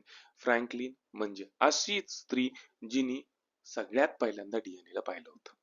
हिने काय केलं, एक्सरेचा वापर करून डीएनएचा पिक्चर काढला. त्या पिक्चरचं नाव होतं फोटो 51 आणि तो सगळ्यात फेमस झाला. पण पुढे चालून डीएनएची जी रचना आहे, ज्याला आपण डबल हेलिक्स म्हणतो, म्हणजे 2 पायाची सर्पिलाकार शिडी जे म्हणतो, ही रचना शोधून काढण्याचं श्रेय वॅटसन आणि क्रिक यांना द्यायला दिलं जाऊ लागलं. ऍक्च्युली वॅटसन आणि क्रिक यांनी या फोटो 51 चाच आधार घेतला होता डीएनए बद्दल जास्तीत जास्त अभ्यास करण्यासाठी. हा, पण दुर्दैव असं म्हणावं लागेल की फ्रँकलिनला जग विसरून गेलं. त्याच्यामुळं या फ्रँकलिनला डीएनएची दुर्दैवी नायिका किंवा विसरलेली नायिका असं सुद्धा म्हणलं जातं. मित्रांनो, कॉन्सेप्ट पक्का झालाय. मी जसं म्हणलं की रसायनशास्त्रामधला सर्वात आवडता टॉपिक आयोगाचा कोणता असेल, तर तो आहे ऍसिड आणि बेसिस. आणि ऍसिड आणि बेसिसच्या वेगवेगळ्या व्याख्या वेगवेगळ्या सायंटिस्टनी कशा प्रकारे केलेल्या आहे, त्याच्यावर नेहमी प्रश्न विचारला जातो. इथं पहिला जो सांगितलेला आहे तो आहे की राल्फ पियर्सन यांनी 1963 मध्ये कठोर आणि मृदू आम्ल आणि आम्लारी ही संकल्पना मांडली होती. म्हणजेच hard and soft acid bases ही संकल्पना मांडली. याच्या अनुसार हार्ड ऍसिड हे नेहमी हार्ड बेसेस सोबतच बंध किंवा बॉन्ड तयार करत असतात, तर सॉफ्ट ऍसिड यांना सॉफ्ट बेसेस सोबतच बॉन्ड तयार करायला आवडत असतं. त्याच प्रकारची दुसरी थेअरी ऍसिड बेस रिलेटेड, कशाला ऍसिड म्हणायचं कशाला बेस म्हणायचं, फेमस थेअरी आहे, तिचं नाव आहे ब्रॉन्स्टेड लोरी थेअरी. या ब्रॉन्स्टेड लोरी थेअरी नुसार काय आहे तर ऍसिड कशाला म्हणायचं की जो प्रोटॉन देतो तो ऍसिड असतो, आणि आम्ल कशाला म्हणायचं, बेस कशाला म्हणायचं, जो प्रोटॉन घेतो. ऍसिड म्हणजे प्रोटॉन देणारा आणि आम्ल म्हणजे प्रोटॉन घेणारा. प्रकारे ऍसिड आणि बेस बद्दलची फेमस थेअरी ती आहे लेविसची थेअरी.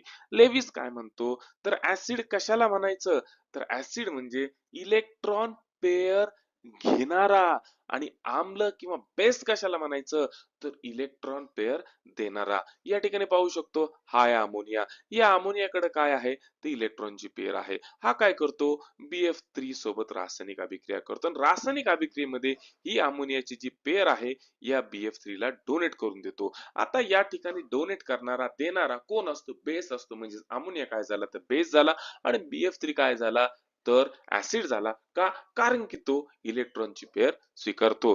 थोडं बोर वाटत असेल मित्रांनो, पण करावं तर लागणार आहे, कारण की पोस्ट खूप खतरनाक आहे. आपण ज्याला ड्रीम पोस्ट म्हणतो, बरोबर ना, कंबाईनला साध्या पोस्ट नाही. ग्रॅज्युएशन करण्यासाठी मित्रांनो आपण 15 वर्ष देत असतो. मग आयुष्यामध्ये जर का चांगलं पद पॉवर प्रेस्टिज मिळवायचे असेल तर तुम्ही थोडा वेळ का नाही देऊ शकत, अभ्यास करावा लागणार, मेहनत घ्यावं लागणार. मित्रांनो सांगतो की सर्वसाधारण जर का तुम्ही नोकरी केली तर तुम्हाला पैसा भेटू शकतो, पण जेव्हा तुम्ही एखाद्या क्लास 1 ऑफिसर म्हणून सिलेक्ट होता तेव्हा तुम्हाला P3 भेटत असतं. म्हणजेच काय, पॉवर भेटत असतो, पैसा तर भेटतो नोकरीच्या स्वरूपाने, आणि प्रेस्टिज सुद्धा भेटत असतं. एवढ्या जर का मोठ्या गोष्टी भेटणार असेल तर मग मेहनत घ्यायला काय हरकत. चला, मग अशीच आमची ही जी सिरीज आहे ती अशीच कंटिन्यू चालत राहणार आहे. मी प्रत्येक विषयावर PYQ चे अनालिसिस करून तुम्हाला सांगणार आहे, कारण PYQ अनालिसिस शिवाय पर्याय नाही. पेपर मध्ये जे यश मिळवायचं असेल तर तुम्हाला PYQ सोडवावंच लागणार आहे, आणि त्याचं अनालिसिस करावंच लागणार आहे. प्रयत्न आवडत असेल तर चॅनलला लाईक करा, शेअर करा, सबस्क्राईब करा. मी तुम्हाला सांगायची गरज नाही, आणि बेल आयकॉनला प्रेस करा, कारण की तुम्हाला नोटिफिकेशन वेळेवर भेटत राहतील. चला, भेटू आपण पुढच्या व्हिडिओमध्ये, म्हणजेच 2022 ची प्रश्नपत्रिका पाहणारे विज्ञान विषयावरची गट ब, गट क, आणि नंतर राज्यसेवा सुद्धा सुरू करणार आहोत. चला, झटून अभ्यास करा, मन लावून अभ्यास करा. बेस्ट ऑफ लक. नमस्कार मित्रांनो, आज 4 जानेवारी 2026 कंबाईन ग्रुप बी प्रीचा पेपर झाला, आणि या पेपरमध्ये विज्ञान विषयावर जे काही प्रश्न विचारलेले आहेत त्याचा आपण आज डिटेल अनालिसिस करणार आहोत. उद्देश एवढाच आहे की 11 जानेवारीला पुन्हा ग्रुप सी चा पेपर आहे, आणि आपल्याला काय पाहायचंय तर परीक्षकांनी ग्रुप बी मध्ये विज्ञान विषयात कुठल्या घटकाला सगळ्यात जास्त महत्व दिलेलं आहे, किंवा कुठल्या घटकावर तो सारखा सारखा प्रश्न विचारतो. याच्यासाठी PYQ अनालिसिस महत्वाचं आहे, आणि हे नक्की तुम्हाला ग्रुप सी च्या एक्झाम साठी बेनिफिशियल ठरणार आहे. त्याच्यामुळे व्हिडिओ पूर्ण पहा, मन लावून तयार केलेला आहे, आणि मन लावून पहा, फायदा नक्कीच होईल. चला, मग आपल्या लेक्चरला सुरुवात करू. चला, पहा बरं, जमतो का पहिला प्रश्न. 20 सेकंदाचा वेळ आहे, नाही जमलं तर आपण आहे डिटेल मध्ये आपण एक्सप्लेनेशन करणार आहोत. अर्धाच घंट्याचा व्हिडिओ मित्रांनो, पण हा जो रेकॉर्डेड माझं व्हिडिओ लेक्चर आहे मी ते लाईव्ह स्वरूपात सुद्धा टाकणार आहे. का बरं, कारण की काही मुलं अशी आहेत जे जॉब करून शिकतात, किंवा काहींना एका ठराविक वेळेमध्येच अभ्यास करायला वेळ भेटतो. मग अशा मुलांसाठी हा व्हिडिओ अवेलेबल व्हा म्हणून मी हे कंटिन्युअसली रेकॉर्डेड लाईव्ह लेक्चर चालणार आहे. चला, मग आपण हा पहिला प्रश्न पाहू. चला, पहिला प्रश्न जो आहे, या पहिल्या प्रश्नाचं डिटेल मध्ये आपण एक्सप्रेशन पाहू. याचं उत्तर जे आहे ते आहे पर्याय क्रमांक 1. मित्रांनो, या ठिकाणी आयोगाने पहिलाच प्रश्न क्ष किरणांवर म्हणजे एक्सरेज वर विचारलेला आहे. आपण हॉस्पिटलमध्ये जातो, हाड मोडल्यावर जो काढला जातो तो असतो एक्सरे. या एक्सरेचे तुम्हाला काही गुणधर्म विचारलेले आहे, त्याच्यातला योग्य पर्याय कोणता आणि अयोग्य पर्याय कोणता हे तुम्हाला प्रश्नामध्ये ओळखायचं आहे. क्ष किरण सगळ्यात पहिल्यांदा लक्षात ठेवायचं की एक्सरे काय असतात तर इलेक्ट्रोमॅग्नेटिक रेडिएशन म्हणजे विद्युत चुंबकीय तरंग असतात. याचं उदाहरण सोपं सांगू का, सूर्यप्रकाशापासून जे काही किरण आपल्यापर्यंत येतात ते सुद्धा काय झालं, इलेक्ट्रोमॅग्नेटिक रेडिएशन झालं. त्यांना कुठल्याच प्रकारच्या माध्यमाची गरज पडत नाही सूर्यापासून पृथ्वीपर्यंत यायला. ते निर्वातातून सुद्धा प्रवास करू शकतात. त्यांना घन, त्याच्यानंतर द्रव किंवा स्थायू कुठल्याच प्रकारच्या माध्यमाची गरज पडत नाही. दुसरं, हे जे एक्सरेज आहे हे सुद्धा असेच इलेक्ट्रोमॅग्नेटिक वेव्हज असतात. या एक्सरेचं दुसरं वैशिष्ट्य म्हणजे काय की यांच्यावर कुठल्याही प्रकारचा चार्ज नसतो. नाही धनप्रभारित आहे नाही ऋणप्रभारित आहे. ते न्यूट्रल असतात. हे दोन गुणधर्म लक्षात जर असेल तर तुम्हाला हा प्रश्न सोपा जाणार आहे. चला डिटेल मध्ये पाहू की क्ष किरण काय आहे. तर पहिला पर्याय होता क्ष किरण हे विद्युत चुंबकीय लहरी आहे. अगदी बरोबर, क्ष किरण हे विद्युत चुंबकीय लहरी आहे. ऍडिशनल काय लक्षात ठेवायचं तर ते प्रकाशाच्या वेगाने सरळ रेषेमध्ये प्रवास करतात. माध्यमाची त्यांना गरज नाही. दुसरं काय दिलेलं आहे की या क्ष किरणांची जी तरंग लांबी आहे ही खूप कमी असती. तुम्ही म्हणता सर तरंग लांबी म्हणजे काय तर वेव्हलेंथ. वेव्हलेंथ म्हणजे काय तर distance between two successive crust and trough. म्हणजे दोन दऱ्यांमधलं किंवा दोन उंचवट्यामधलं जे अंतर असतं त्याला तरंग लांबी किंवा वेव्हलेंथ म्हणलं जातं. आणि या एक्सरेची जी तरंग लांबी असती ती अतिशय कमी असती, छोटी असती. हे पहा ही मोठी तरंग लांबी आणि ही छोटी तरंग लांबी. या एक्सरेची तरंग लांबी ही खूप कमी असते, साधारणतः 0.01 ते 10 नॅनोमीटर. त्यामुळंच त्यांच्या अंगी जास्त ऊर्जा असते आणि ते सामान्य प्रकाशासाठी अपारदर्शक असलेल्या पदार्थामधून सुद्धा जाऊ शकतात. तिसरं तिसरं इथं पर्याय दिलेला आहे की क्ष किरणांच्या वर ऋणभार असतो. जो क्ष किरणांवर एक्सरेजवर कुठल्याही प्रकारचा प्रभार नसतो. आणि चौथा जो पर्याय आहे तो आहे क्ष किरण हे विद्युत आणि चुंबकीय क्षेत्रामुळे विचलित होतात. नाही, क्ष किरण हे विद्युत किंवा चुंबकीय क्षेत्रामुळे विचलित होत नाही. कॉन्सेप्ट पक्का. आता पाहू आपण पुढचा प्रश्न. नेहमीप्रमाणे 20 सेकंदाचा वेळ तुम्हाला दिलेला आहे. प्रश्न एकदम सोपा आहे. 8वी 9वी 10वीच्या पुस्तकात हा तुम्हाला सापडून जाईल. नाही जमलं तर डिटेल मध्ये अनालिसिस आपण करणारच आहोत.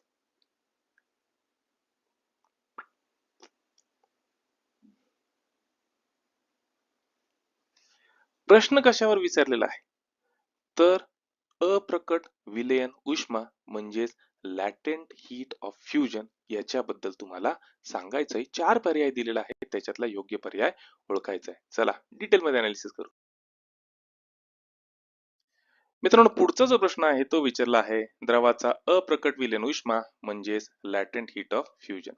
स्टेट बोर्डचा प्रश्न आहे. कॉन्सेप्ट पक्का असेल तर मार्क तुम्हाला नक्की भेटणार. आपण काय करू भोळा भाषेत पहिल्यांदा कॉन्सेप्ट पक्का करू. काय करायचं एक व्यावहारिक उदाहरण घ्यायचं. एक पॅन घ्यायचा. त्या पॅन मध्ये बर्फाचे तुकडे टाकायचे आणि त्या पॅनला खालून उष्णता द्यायला सुरुवात करायची. काही वेळाने पॅन तापतं पण बर्फाचा तुकडा काही तापत नाही. मग प्रश्न पडतो की दिलेली उष्णता जी आहे ती जाती कुठं. ते या बर्फामध्ये जे काही कण आहे त्या कणांना धरून ठेवणारे जे काही बंध आहे इंटरमॉलिक्युलर फोर्सेस ते बंध तोडण्यासाठी या उष्णतेचा वापर होत असतो. हा पण त्यावेळेस बर्फाचं तापमान वाढतं का नाही. ही उष्णता कुठपर्यंत दिली जाते जोपर्यंत बर्फाचं पूर्ण वितळत नाही किंवा स्थायूमधून तो पूर्ण द्रव रूपात जात नाही तोपर्यंत बर्फाचं काही तापमान वाढत नाही. या दिलेल्या एनर्जीलाच काय म्हणलं जातं तर लॅटेंट हीट ऑफ फ्युजन म्हणलं जातं. याचं एकक जे आहे ते आहे जूल प्रति किलोग्रॅम. डिटेल मध्ये कॉन्सेप्ट इथं दिलेल्या व्याख्या वाचायची एकदा वाचून घ्या व्हिडिओ पॉज करून. चला आता पाहू पुढचा प्रश्न.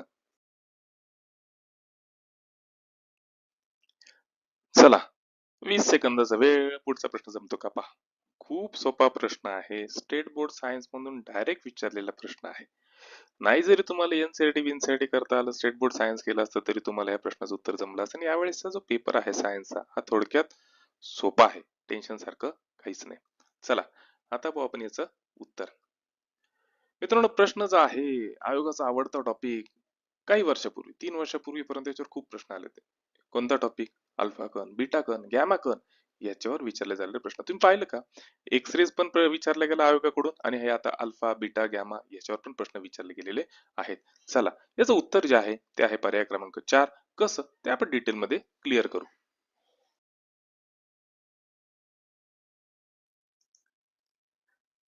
मित्रांनो ज्यांनी स्टेट बोर्ड सायन्स चांगलं केलं ना त्याच्यासाठी हा प्रश्न खूप सोपा आहे. अहो आपण स्टेट बोर्ड मध्ये 17 वेळेस हा प्रयोग पाहिलेला आहे किरणोत्साराचा. बरोबर आहे. एक शिसाचा तुकडा असतो त्याच्यामध्ये रेडियम ठेवला जातो त्याच्यातून जे किरण प्रार्ण बाहेर पडतात त्यांचा अभ्यास केला जातो त्याच्यावरच आहे. याच्यात पहिलं जे आहे ते आहे अल्फा पार्टिकल. अल्फा पार्टिकल म्हणजेच काय तर हेलियमचे अणुकेंद्रक असतात हे. याच्यामध्ये 2 प्रोटॉन असतात 2 न्यूट्रॉन असतात. हे जे असतात हे धनप्रभारित असतात. हे पहा हे जे आहे धनप्रभारित आहे साहजिकच मग हे पट्टीच्या ऋण दिशेकडे आकर्षित झालेलं आहे. दुसरे जे आहे ते आहे बीटा कण म्हणजे बीटा पार्टिकल. बीटा पार्टिकल दुसरे तिसरं काही नाव इलेक्ट्रॉन. यांच्यावर कोणता प्रभार असतो तर निगेटिव्ह म्हणजे ऋण प्रभार असतात. मग साहजिकच हे फोटो इलेक्ट्रिक पट्टी जी आहे, फोटोग्राफिक प्लेट जी आहे त्याच्या धन दिशेकडे आकर्षित होतात. आणि तिसरा जो आहे ते आहे गॅमा, यांच्यावर कुठल्याच प्रकारचा प्रभार नसतो. हेच वैशिष्ट्य तुम्हाला दिलेले आणि याच्याच तुम्हाला जोड्या जुळवायच्या आहेत. या ठिकाणी जोड्या जुळवताना तुम्हाला युनिट ऑफ रेडिओ ऍक्टिव्हिटी म्हणजे किरणोत्सर्गाचं एकक विचारलेलं आहे. आणि किरणोत्सर्गाचं एकक काय असतं तर क्युरी असतं. मेरी क्युरी आणि पेरी क्युरी या शास्त्रज्ञांच्या सन्मानार्थ हे एकक ठेवण्यात आलेलं आहे. पुढचं गॅमा. गॅमा काय असतो? ज्याच्यावर कुठल्याच प्रकारचा चार्ज नसतो, जे न्यूट्रल असतो. हा, त्याच्यावर कुठल्याच प्रकारचं वस्तुमान सुद्धा नसतं आणि प्रभार सुद्धा नसतो. हा, पण यांची भेदक शक्ती जी असती ती सर्वाधिक असती. म्हणजेच गॅमा किरण काय आहे तर गॅमा किरण हे उच्च ऊर्जेचे फोटॉन म्हणजेच विद्युत चुंबकीय लहरी इलेक्ट्रोमॅग्नेटिक वेव्हज आहे. तुम्हाला आत्ताच सांगितलं ना, एक्सरे काय आहे इलेक्ट्रोमॅग्नेटिक वेव्हज, लाईट रेज काय आहे इलेक्ट्रोमॅग्नेटिक वेव्हज, अल्ट्राव्हायोलेट रेज काय आहे इलेक्ट्रोमॅग्नेटिक वेव्हज, हीट रेज काय आहे इलेक्ट्रोमॅग्नेटिक वेव्हज. तुम्हाला याच्यावर प्रश्न विचारला जाईल. आता पहा, आजच्या एक्झाम मध्ये एक्सरे वर आणि अल्फा बीटा गॅमा वर म्हणजे या प्रारणांवर दोन प्रश्न आलेले आहेत. मग एखाद दुसरा प्रश्न पुढच्या एक्झाम मध्ये येऊ शकतो की नाही? येऊ शकतो. आयोग पॅटर्न फॉलो करत असतो. त्याच्यामुळे पीवायक्यूचं अनालिसिस डिटेल मध्ये करणं गरजेचं आहे.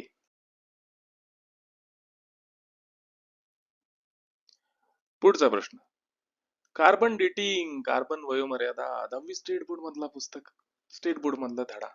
ज्यांनी व्यवस्थित केला त्याला हा प्रश्न जमला.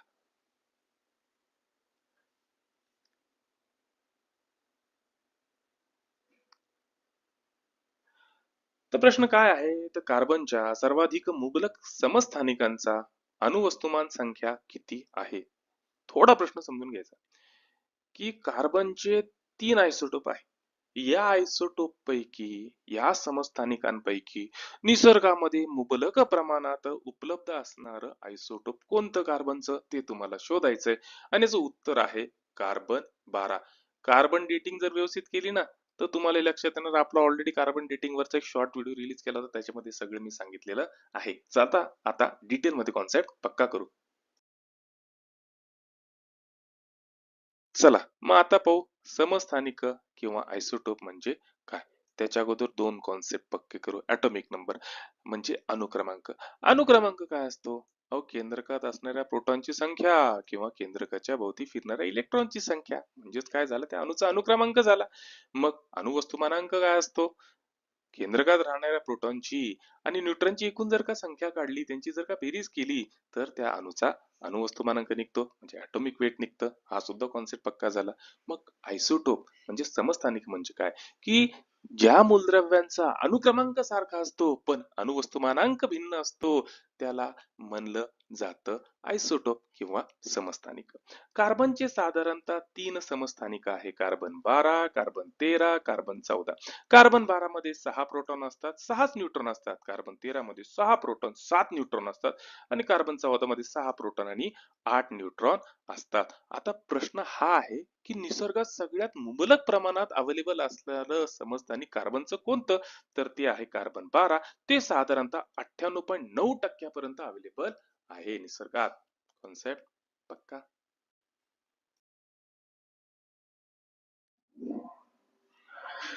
मित्रांनो, आतापर्यंत माझा प्रयत्न जर आवडला असेल तर चॅनेल सबस्क्राईब करा, लाईक करा आणि शेअर करा. जमल तेवढं तुमच्या मित्रांपर्यंत जाऊ द्या. दुसरी महत्वाची गोष्ट म्हणजे मी लवकरच फाउंडेशन बॅच चालू करतोय, जी मेंटॉरशिप बॅच म्हणून ओळखली जाते. या मेंटॉरशिप बॅच मध्ये माझा 1-on-1 कॉन्टॅक्ट राहणार तुमच्या सोबत.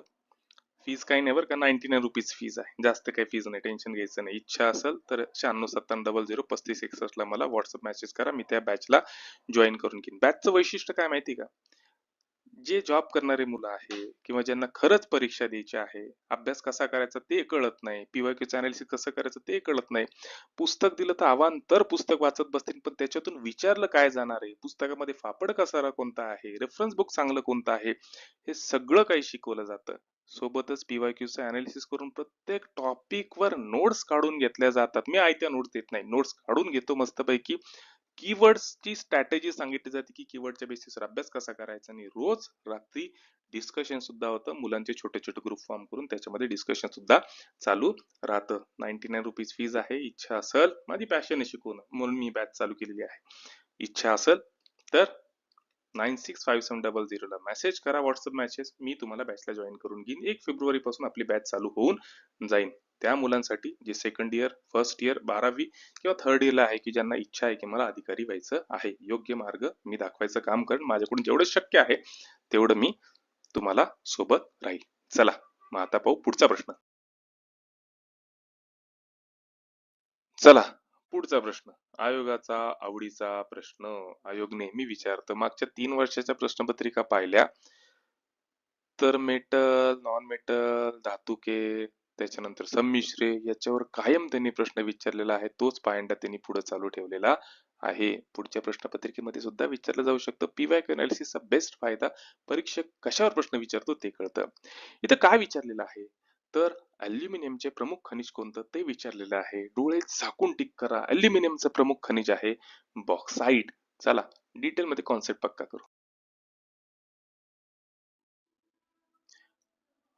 मित्रांनो, आपल्याला तर कळलं की अल्युमिनियमचं प्रमुख खनिज काय आहे तर बॉक्साईट. पण मग इतर जे पर्याय दिलेले आहे ते कशाचे आहे ते पण पाहणं गरजेचं आहे ना. पेपरला विचारलं जाऊ शकतं. व्हिडिओ 2 मिनिटं पॉज करा आणि मस्तपैकी नोट्सच काढून घ्या.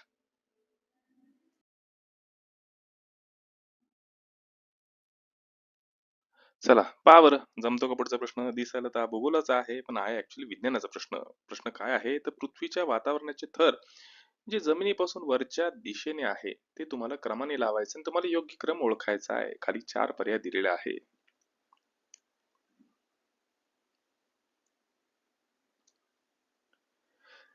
चला तर उत्तर आहे पर्याय क्रमांक 4.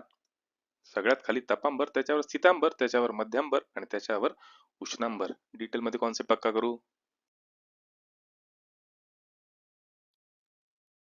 चला सगळ्यात खालचा जो थर आहे मित्रांनो तो आहे तपांबर म्हणजे ट्रोपोस्फेअर. हे पहा या ठिकाणी तुम्हाला दिलेलं आहे कॉन्सेप्ट पक्का होण्यासाठी एक फिगर, ती तुम्ही अभ्यासू शकता. या तपांबराचं म्हणजे ट्रोपोस्फेअरचं वैशिष्ट्य काय की वातावरणातला सगळ्यात हा खालचा थर आहे. हवामानाशी संबंधित ज्या काही घटना आहे, ढग झालं, पाऊस झालं, विजा कडकडणं झालं, हे सगळं याच थरामध्ये घडत असतं आणि उंचीनुसार या थरातलं तापमान कमी होत असत. जसं जसं वर जाऊ तसं तसं तापमान कमी होतं. तपांबरानंतर दुसरा जो स्तर आहे तो आहे स्ट्रॅटोस्फिअर म्हणजेच स्थितांबर. या स्थितांबराचं सगळ्यात महत्वाचं वैशिष्ट्य म्हणजे या स्तरामध्ये ओझोनचा थर सुद्धा आढळतो, जो सूर्यापासून येणाऱ्या अल्ट्राव्हायोलेट किरणांपासून आपलं संरक्षण करत असतो. या थरात सुद्धा उंचीनुसार तापमान वाढत जाते. ट्रोपोस्फेअर नंतर जो येतो तो असतो मेसोस्फिअर म्हणजे मध्यांबर. हे पहा, हा आहे मध्यांबर. याचं वैशिष्ट्य काय की हा वातावरणामध्ये सर्वात थंड थर मानला जातो. पृथ्वीच्या वातावरणात प्रवेश करणाऱ्या बहुतांश सगळ्या उल्का ज्या आहेत, ते मेटॉर्स जे आहेत ते या स्तरामध्ये जळून खाक होत असतात. मध्यंतरानंतर आहे थर्मोस्फिअर म्हणजेच उष्णांबर. आता उष्णांबर काय आहे तर याचं सगळ्यात महत्वाचं वैशिष्ट्य म्हणजे उंचीनुसार तापमान खूप वेगाने वाढतं आणि सगळ्यात महत्वाचं पेपरला विचारलं जाऊ शकतं, रेडिओ लहरींचं प्रवर्तन, रेडिओ वेव्ज या स्तरातील आयनांमुळे शक्य होतं. त्याच्यामुळे आपल्याला रेडिओ कम्युनिकेशन करता येतं. रेडिओ कम्युनिकेशन साठी महत्वाचा थर कोणता तर थर्मोस्फिअर म्हणजेच उष्णांबर. आणि त्याच्यानंतर आहे एक्झोस्फिअर, हा वातावरणातला सर्वात बाहेरचा थर जो हळूहळू अवकाशामध्ये विलीन होतो. आयोगाचा आवडता टॉपिक. मी मागच्या जे काही पीवायक्यूचं अनालिसिस केलेलं 3 वर्षातलं तेव्हा तुम्हाला ओरडून ओरडून सांगत होतो की आयोगाचा आवडता टॉपिक कोणता, प्राण्यांचं वर्गीकरण, वनस्पतींचं वर्गीकरण. आणि आवडते प्राणी किंवा वनस्पती कोणते तो शैवाल झालं, झुरळ झालं, संगमोलुस्का झालं, याच्यावर नेहमी प्रश्न येतात. ब्रायोफायटा झालं, याच्यावर सुद्धा नेहमी प्रश्न येत असतात. चला हा त्यातलाच प्रश्न. प्रश्न काय आहे तर डेंटेलियम हा प्राणी कोणत्या संघामध्ये मोडतो तर तो मोडतो मोलुस्का या संघामध्ये. कॉन्सेप्ट डिटेल मध्ये पक्का करू.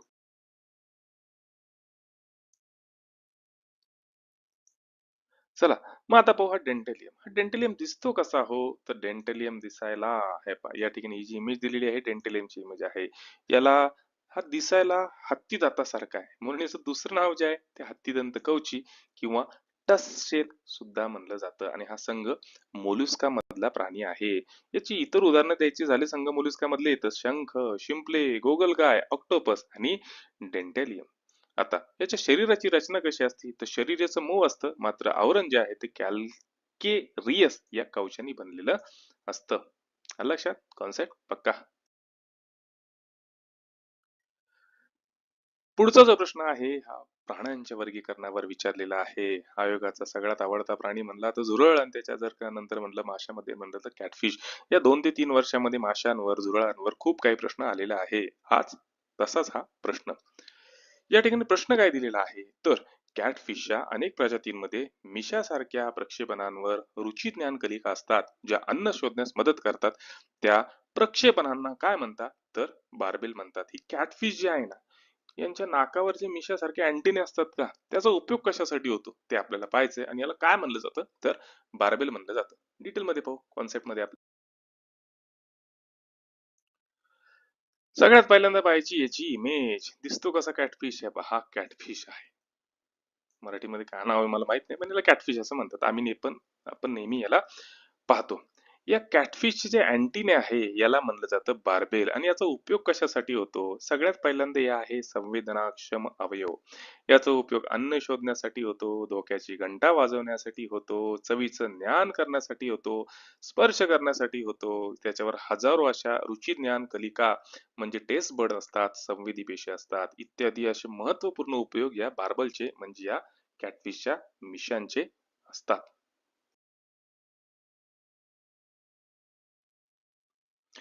पुन्हा एकदा प्रश्न प्राण्यांच्या वर्गीकरणावर 15 मध्ये पुन्हा एकदा 4 ते 5 प्रश्न आयोग आणि प्राण्यांचं वर्गीकरण आणि वनस्पतीचं वर्गीकरण याच्यावर विचारलेलं आहे. या प्रश्नाचं वैशिष्ट्य सांगू का तुम्हाला. 2024 ला गट ब गट क ला हा प्रश्न विचारलेला आहे. पेट्रोमायझेन मी म्हणलं ना मागचा ट्रेंड आयोग फॉलो करतं म्हणजे करतच. या ठिकाणी पेट्रोमायझन वर एक क्वेश्चन आलेला आहे म्हणजे आयोगाच्या दृष्टीने पेट्रोमायझन महत्वाचं आहे. पेट्रोमायझन काय अहो जबडा नसलेला मासा आपण ऑलरेडी आपल्या पीवायक्यूच्या अनालिसिस मध्ये पाहिलेला आहे. चला आता आपण प्रश्न पाहू. प्रश्न काय आहे तर खालीलपैकी कोणता प्राणी सर्वात आदिम पृष्ठवंशीय प्राण्यांचा गट अग्नाथाशी संबंधित आहे. Which of the following animals belong to the group Agnatha the most primitive vertebrates. तो आहे पेट्रोमायझन म्हणजेच लॅम्प्रे. डिटेल मध्ये पाहू आपण आता. हाच आहे प्राणी तो पेट्रोमायझेन जबडा नसलेला प्राणी. 2024 मध्ये यांनी एक मार्क खाल्ला होता पोरांचा. 2025 मध्ये पुन्हा एकदा ह्याच पेट्रोमायझनवर प्रश्न आला. चला आता करू कॉन्सेप्ट पक्का. कॉन्सेप्ट काय म्हणते तर पेट्रोमायझन जो आहे ज्याला सामान्यतः लॅप्रे म्हणून ओळखलं जातं हा प्राणी अग्नाथा या गटाशी संबंधित आहे. जो सर्वात आदिम पृष्ठवंशीय प्राण्यांचा गट आहे. खूप जुनं खोड जन्माला आलेला आहे ज्याच्यापासून सगळ्यांची उत्पत्ती झाली असं म्हणू शकता. हे आहे आदिम म्हणजे प्रिमिटिव्ह पृष्ठवंशी. या अज्ञाताचे अन्य वैशिष्ट्य जर म्हणलं तर यांच्याकडे जबड्याचा अभाव असतो. त्याच्याऐवजी वर्तुळाकार तोंड असतं आणि याच्यामध्ये सकिंग माउथ म्हणजे ते दात्रे दात्रे जे दिसतात ना ते सक करणारे माउथ असते यांच्याकडे. त्याच्यानंतर आदिम वैशिष्ट्य म्हणजे हे प्राणी पृष्ठवंशीय प्राण्यांमधले सर्वात जुने आणि आदिम मानले जातात. यांच्यावर खवल्यांचा अभाव असतो. यांच्या शरीरावर खवलय किंवा युग्मित अवयव म्हणजे पेअर्ड फिन्स नसतात. याचं उदाहरण जर द्यायचं झालं तर सध्या अस्तित्वात असलेल्या अज्ञात गटातील प्राण्यांमध्ये फक्त लॅप्रे आणि हॅगफिश या दोघांचाच समावेश होतो. मग इतर पर्याय कशाबद्दल आहे तर इतर पर्याय जो आहे तो दिलेला आहे स्कॉलिडॉन. स्कॉलिडॉन म्हणजे काय डॉगफिश. हा जबडे असलेला मासा आहे आणि हा शार्कचा प्रकार आहे. त्याच्यानंतर आहे रॅट्स काळा उंदीर हा सस्तन प्राणी आहे. आणि तिसरा दिलेला आहे लोरिस हा एक प्रायमेट आहे पण स्तनधारी प्राणी आहे. कॉन्सेप्ट पक्का. ज्यांनी आयोगाचा ट्रेंड फॉलो केला त्यांनी विज्ञान विषयात मार्क मिळवले. विज्ञान विषयाचा अभ्यास तुकडे तुकडे करून करायचा असतो. प्राण्यांचं वर्गीकरण 2 मार्क, वनस्पतींचं वर्गीकरण 2 मार्क आणि कृषी 2 मार्क. येतात म्हणजे येतात प्रश्न. त्याच्यातलाच हा प्रश्न आहे. 20 सेकंदाचा वेळ आहे संपत आलाय. पहा बरं जमला का प्रश्न तुम्हाला. तर प्रश्न काय आहे तर वनस्पतींना कॅल्शियम चयापचयासाठी कोणत्या खनिजाची आवश्यकता असते? तर उत्तर आहे बोरॉन. आता कॉन्सेप्ट पक्का करू. मित्रांनो, वनस्पतींमध्ये कॅल्शियमच्या चयापचय म्हणजे कॅल्शियमच्या मेटाबॉलिझमसाठी सगळ्यात महत्वाचं कोणतं खनिज लागत असेल ते आहे बोरॉन. वनस्पतीला फक्त कॅल्शियम असलं तर चालणार नाही. बोरॉन शिवाय वनस्पतींसाठी कॅल्शियम काहीही कामाचं नाही. या बोरॉनचा उपयोग काय? तर सगळ्यात पहिला शोषणात मदत करतं. पुरेसे बोरॉन असलं तर वनस्पतीद्वारे कॅल्शियमचे शोषण आणि वहन सुधारतं. आणि जर बोरॉनच नसलं तर मात्र कॅल्शियमचं शोषण प्रॉपर होत नाही आणि टमाट्यामध्ये ब्लॉसम एंड रूट सारखा आजार दिसतो. याच्यामध्ये होतं काय तर टमाटर जागेवरच तडकून जातात, झाडावरच. याला म्हणायचं ब्लॉसम एंड रूट नावाचा आजार. इतर खनिजांचा भूमिका जर म्हणलं तर मॅंगनीज हा प्रामुख्याने प्रकाश संश्लेषणामध्ये पाणी विभाजनासाठी महत्वाचा असतो. कॉपर म्हणलं तर प्रकाश संश्लेषण, श्वसन आणि लिग्निन सिंथेसिस साठी महत्वाचा घटक म्हणून काम करतं. आणि झिंक जर म्हणलं तर झिंक या संप्रेरकाचा किंवा झिंक या खनिजाचा उपयोग प्लांट हॉर्मोनच्या संश्लेषणासाठी आणि एन्झाईमला ऍक्टिव्ह करण्यासाठी केला जातो. कॉन्सेप्ट पक्का.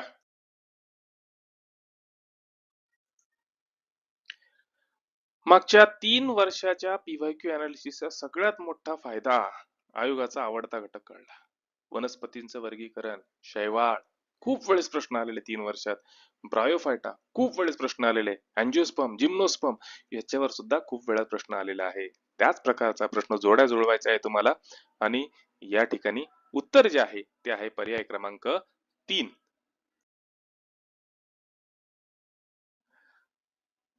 चला, या ठिकाणी एकदम सोपा प्रश्न दिलेला आहे.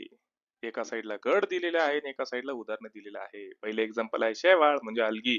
शैवाल हा थॅलोफायटा या उपसृष्टीतला एक गट आहे.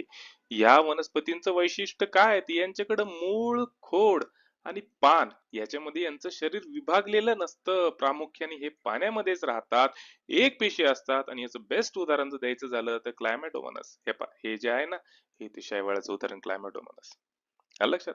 चला, पुढचा जो आहे तो आहे ब्रायोफायटा. ब्रायोफायटा या वनस्पतींना वनस्पती सृष्टीचे उभयचर म्हणजेच amphibian of the plant kingdom म्हणून सुद्धा ओळखलं जातं. पेपरला प्रश्न आहे ना, amphibian of the plant kingdom कोणत्या गटाला म्हणलं जातं? तर ब्रायोफायटाला म्हणलं जातं. का बरं याला अँफिबियन म्हणलं जातं? कारण की ते काय करतात, ते जमिनीवर वाढतात परंतु लैंगिक प्रजननासाठी पाण्यावर अवलंबून राहतात. उदाहरण द्यायचं झालं तर फ्युनारिया हे मॉस वनस्पतीचे उदाहरण आहे, जे ब्रायोफायटा गटामध्ये मोडतात. हे पहा, हे आहे फ्युनारिया. ऍज इट इज हेच एक्झाम्पल मी माझ्या पहिल्या पीवायक्यू मध्ये दिलेलं आहे. डिटेल मध्ये ते पाहिलं असतं तर हा प्रश्न तुमचा बरोबर आला असता. पुढचा जो गट आहे तो आहे टेरिडोफायटा. टेरिडोफायटाचं वैशिष्ट्य काय आहे, की या अशा वनस्पती आहे ज्यांच्यात पहिल्यांदाच पाणी वाहण्यासाठी आणि अन्न वाहण्यासाठी संवहनी युती तयार झाल्या, वस्क्युलर टिश्यू तयार झाल्या. कोणत्या? झायलम आणि फ्लोएम. याचं उदाहरण जर द्यायचं झालं तर लायकोपोडियम. हे पहा, हे जे लायकोपोडियम आहे हे टेरिडोफायटा गटाचं उदाहरण आहे. तेच तर गट सारखं सारखं विचारता आयोग. पुढचा जो गट आहे तो आहे जिम्नोस्पर्म. जिम्नोस्पर्म म्हणजे उघड्या बिया, कपडे न घातलेल्या बिया म्हणजे जिम्नोस्पर्मचा गट, ज्याला ह्या वनस्पतींना अनावृत्त बीजी म्हणजे नेकेड सीडेड प्लांट असं सुद्धा म्हणलं जातं, कारण की त्यांच्या बियांवर कोणत्याही प्रकारचं नैसर्गिक आवरण नसतं. बेस्ट उदाहरण द्यायचं झालं तर सायकस. आजूबाजूला आपल्याला जे शोभेचं झाड दिसतं ना, हे ते सायकस. हे सायकस जिम्नोस्पर्मचं उदाहरण आहे. कॉन्सेप्ट पक्का. मित्रांनो, आतापर्यंत माझा प्रयत्न जर आवडला असेल तर चॅनेल सबस्क्राईब करा, लाईक करा आणि शेअर करा. जमल तेवढं तुमच्या मित्रांपर्यंत जाऊ द्या. दुसरी महत्वाची गोष्ट म्हणजे मी लवकरच फाउंडेशन बॅच चालू करतोय, जी मेंटॉरशिप बॅच म्हणून ओळखली जाते. या मेंटॉरशिप बॅच मध्ये माझा वन ऑन वन कॉन्टॅक्ट राहणार तुमच्यासोबत. फीज काही नाही बरं का, 99 रुपीज फीज आहे. जास्त काही फीज नाही, टेन्शन घ्यायचं नाही. इच्छा असेल तर 9657003561 ला मला व्हॉट्सअप मेसेज करा, मी त्या बॅचला जॉईन करून घेईन. बॅचचं वैशिष्ट्य काय माहिती का? जे जॉब करणारे मुलं आहे किंवा ज्यांना खरंच परीक्षा द्यायची आहे, अभ्यास कसा करायचा ते कळत नाही, पीवायक्यूचं अनालिसिस कसं करायचं ते कळत नाही. पुस्तक दिलं तर अवांतर पुस्तक वाचत बसतील, पण त्याच्यातून विचारलं काय जाणार आहे, पुस्तकामध्ये फापड कसारा कोणता आहे, रेफरन्स बुक चांगलं कोणतं आहे, हे सगळं काही शिकवलं जातं. सोबतच पीवायक्यूचं अनालिसिस करून प्रत्येक टॉपिक वर नोट्स काढून घेतल्या जातात. मी आयत्या नोट्स देत नाही, नोट्स काढून घेतो मस्तपैकी. कीवर्ड्सची स्ट्रॅटेजी सांगितली जाते की कीवर्डच्या बेसिसवर अभ्यास कसा करायचा, आणि रोज रात्री डिस्कशन सुद्धा होतं. मुलांचे छोटे छोटे ग्रुप फॉर्म करून त्याच्यामध्ये डिस्कशन सुद्धा चालू राहतं. 99 रुपीज फीज आहे. इच्छा असेल, माझी पॅशन आहे शिकवणं म्हणून मी बॅच चालू केलेली आहे. इच्छा असेल तर 965700 ला मेसेज करा, व्हॉट्सअप मेसेज, मी तुम्हाला बॅचला जॉईन करून घेईन. 1 फेब्रुवारी पासून आपली बॅच चालू होऊन जाईल. त्या मुलांसाठी जे सेकंड इयर, फर्स्ट इयर, 12वी किंवा थर्ड इयरला आहे, की ज्यांना इच्छा आहे की मला अधिकारी व्हायचं आहे, योग्य मार्ग मी दाखवायचं काम करेन. माझ्याकडून जेवढं शक्य आहे तेवढं मी तुम्हाला सोबत राहील. चला मग आता पाहू पुढचा प्रश्न. चला या ठिकाणी पुढचा प्रश्न पुन्हा एकदा ऍग्रिकल्चर सायन्स वर विचारलेला, कृषी क्षेत्रावर विचारलेला प्रश्न आहे. विज्ञानाचा अभ्यास करताय, 15 मार्काच्या आशा ठेवता, नुसतं स्टेट बोर्ड सायन्स पासून जमणार आहे का? नाही. पण 15 पैकी 2 मार्क तर तुम्हाला कृषीवरच विचारले जातात, मग तुम्हाला कृषीसाठी सेपरेट अभ्यास करावा लागणार आहे. हा प्रश्न कृषी आधारित प्रश्न काय आहे, तर प्रश्न असा आहे की संपूर्ण झाडाची वाढ खुंटणे, पानांचा गडद हिरवा रंग जाणे आणि विकृत मृत ऊतींचे लहान लहान भाग दिसणे हे फॉस्फरसच्या कमतरतेचे कोणते लक्षण आहे, तुम्हाला ते ओळखायचंय. आणि उत्तर आहे मित्रांनो, नेक्रोटिक स्पॉट्स. डिटेल मध्ये कॉन्सेप्ट पक्का करू. चला मित्रांनो, हे जे पानं दिसत आहे ना, हे पहा, हे मेलेले जो भाग आहे ना उतींचा, हा जो आजार आहे किंवा हा जो प्रकार आहे, हा नेक्रोटिक स्पॉट्सचा प्रकार आहे, जो फॉस्फरसच्या कमतरतेमुळे होतो. आता परत एकदा डिटेल मध्ये पाहू.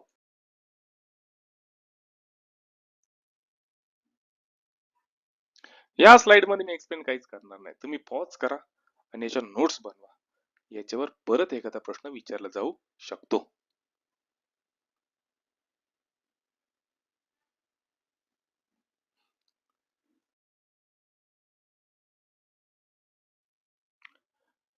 चला पुढचा प्रश्न, 20 सेकंदाचा वेळ. मी तरी म्हणलं 2017 पासून 2020-21 पर्यंत रक्तगटावर, आर एच फॅक्टरवर प्रश्न विचारले जात होते, एकतर गट ब, गट क किंवा राज्यसेवेला. पण आता काय झालं माहिती का, या 2 वर्षामध्ये हा ट्रेंड कम्प्लिटली आयोगाने चेंज केला होता.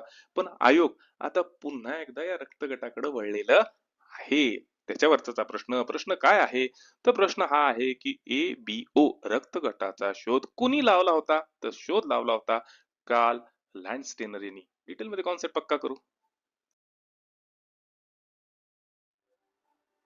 2015 पासून जर प्रश्नपत्रिका पाहिलं ना, हा प्रश्न खूप वेळेस रिपीट झालेला आहे. रक्तगटाचा शोध कुणी लावला, तर रक्तगटाचा शोध लावला होता कार्ल लँडस्टायनर. ABO या रक्तगटाचा शोध ऑस्ट्रेलियन शास्त्रज्ञ कार्ल लँडस्टायनर यांनी 1900 मध्ये लावला होता. हे ते महाराज आहे ज्यांनी शोध लावला होता रक्तगटाचा, बरोबर आहे. या महत्वाच्या शोधासाठी त्यांना 1930 मध्ये नोबेल पारितोषिक देण्यात आलं होतं. चौथा जो रक्तगट आहे तो आहे AB रक्तगट, आणि या AB रक्तगटाचा शोध लँडस्टायनरचे सहकारी अल्फ्रेड फॉन डी कॅस्टेलो आणि अँड्र्यू स्टर्डी यांनी लावला होता. ऑप्शन मध्ये ऑलरेडी हा पर्याय सुद्धा दिलेला आहे, ज्यांनी हा शोध 1902 मध्ये लावला होता. आणि या कार्ल लँडस्टेनर ऑलरेडी सांगितले 1930 मध्ये नोबेल पारितोषिक भेटलं होतं. विल्यम हार्वे एक पर्याय दिलेला आहे. त्याचं काम काय, तर मानवी शरीरामधले जे रक्ताभिसरण आहे, हृदयाचं कार्य कसं चालतं, याचा शोध कोण लावला होता, तर विल्यम हार्वे यांनी लावला होता. कॉन्सेप्ट पक्का झाला. पुढचा प्रश्न पहा बरं, जमल तुम्हाला 20 सेकंदामध्ये. वन लाईनर क्वेश्चन आहे, काहीच नाही याच्यामध्ये. या वेळेसचा गड ब चा विज्ञानाचा सेगमेंट जो होता, सेक्शन होता, हा तसा पाहिला तर सोपाच होता. जास्त काही ट्रिकी क्वेश्चन विचारलेले आहे ना. चला प्रश्न काय दिलेला आहे, तर जागतिक मधुमेह दिन कोणत्या दिवशी साजरा केला जातो, आणि उत्तर आहे 14 नोव्हेंबर. या दिवशी जागतिक मधुमेह दिन साजरा केला जातो. का साजरा केला जातो, आता पाहू डिटेल मध्ये.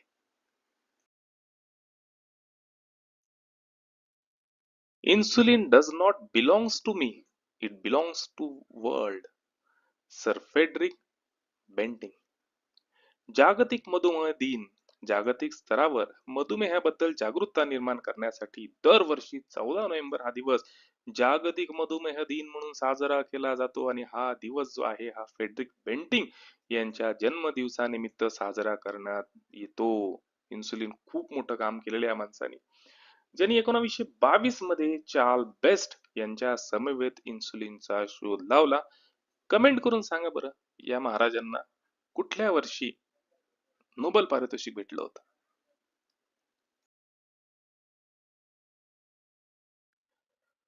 पुढचा प्रश्न जीवनसत्वावर. 2024 ची म्हणजे आता जून मध्ये जी 2025 ला जी गट ब गट क ची एक्झाम जी झाली ना, त्याच्यामध्ये जीवनसत्वावर ऑलरेडी प्रश्न विचारला होता, अँटीऑक्सिडंट कशाला म्हणतात. परत आयोगाने पॅटर्न फॉलो केला, जीवनसत्वावर पुन्हा एकदा प्रश्न विचारला.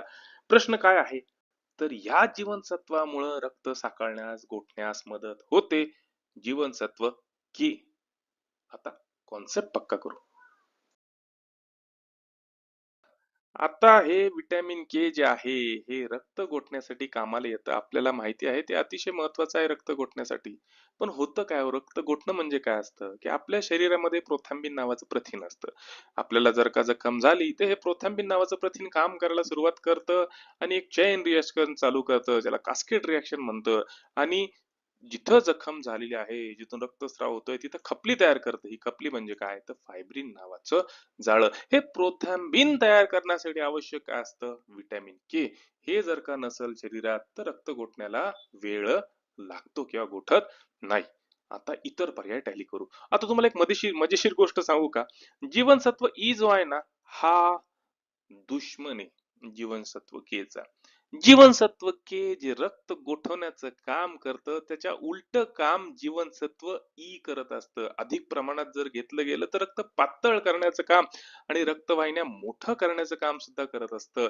आपल्याला आतापर्यंत एवढंच माहित होतं की विटॅमिन ई जे आहे ते अँटीऑक्सिडंट म्हणून काम करतं, हा. पण दुसरं काम काय आहे, तर रक्त गोठवू देत नाही, विटॅमिन के च्या विरुद्ध काम करतं. त्याच्यानंतर पुढचं जे आहे ते आहे जीवनसत्व डी. कॅल्शियम शोषणासाठी आणि हाडाच्या आरोग्यासाठी महत्वाचं आहे, आपण लहानपणापासून पाहत आलेलो आहे. आणि त्याच्यानंतर विटॅमिन सी, जे रोगप्रतिकारक शक्ती वाढवतं आणि जखमा बऱ्या होण्यास मदत करतं. त्याच्यामुळे मोसंब्या खात राहा, है की नाही, विटॅमिन सी भेटत राहील.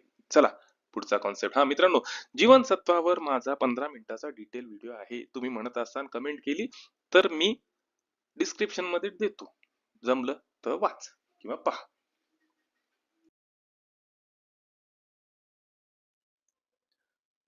चला, आशा करतो तुम्हाला हे व्हिडिओ लेक्चर आवडलेलं असेल. आणि हे व्हिडिओ लेक्चर मित्रांनो अर्ध्या घंट्याचं लेक्चर बरं का, पण मी लाईव्ह म्हणून कंटिन्यू टाकणार आहे. ज्या मुलांना वेळ नाही भेटत हो अभ्यासाला, रात्री दिवसा जेव्हा कधी वेळ भेटतो त्यांना हे लेक्चर कामा आलं पाहिजे, म्हणून माझं रेकॉर्डेड लेक्चर लाईव्ह राहणार आहे. विनाकारण काही कमेंट करू नका की 10 घंट्याचं लेक्चर, 11 घंट्याचं लेक्चर आहे की नाही. चला मग भेटू आपण पुढच्या व्हिडिओ मध्ये. तोपर्यंत मन लावून अभ्यास करा, झटून अभ्यास करा. Best of luck.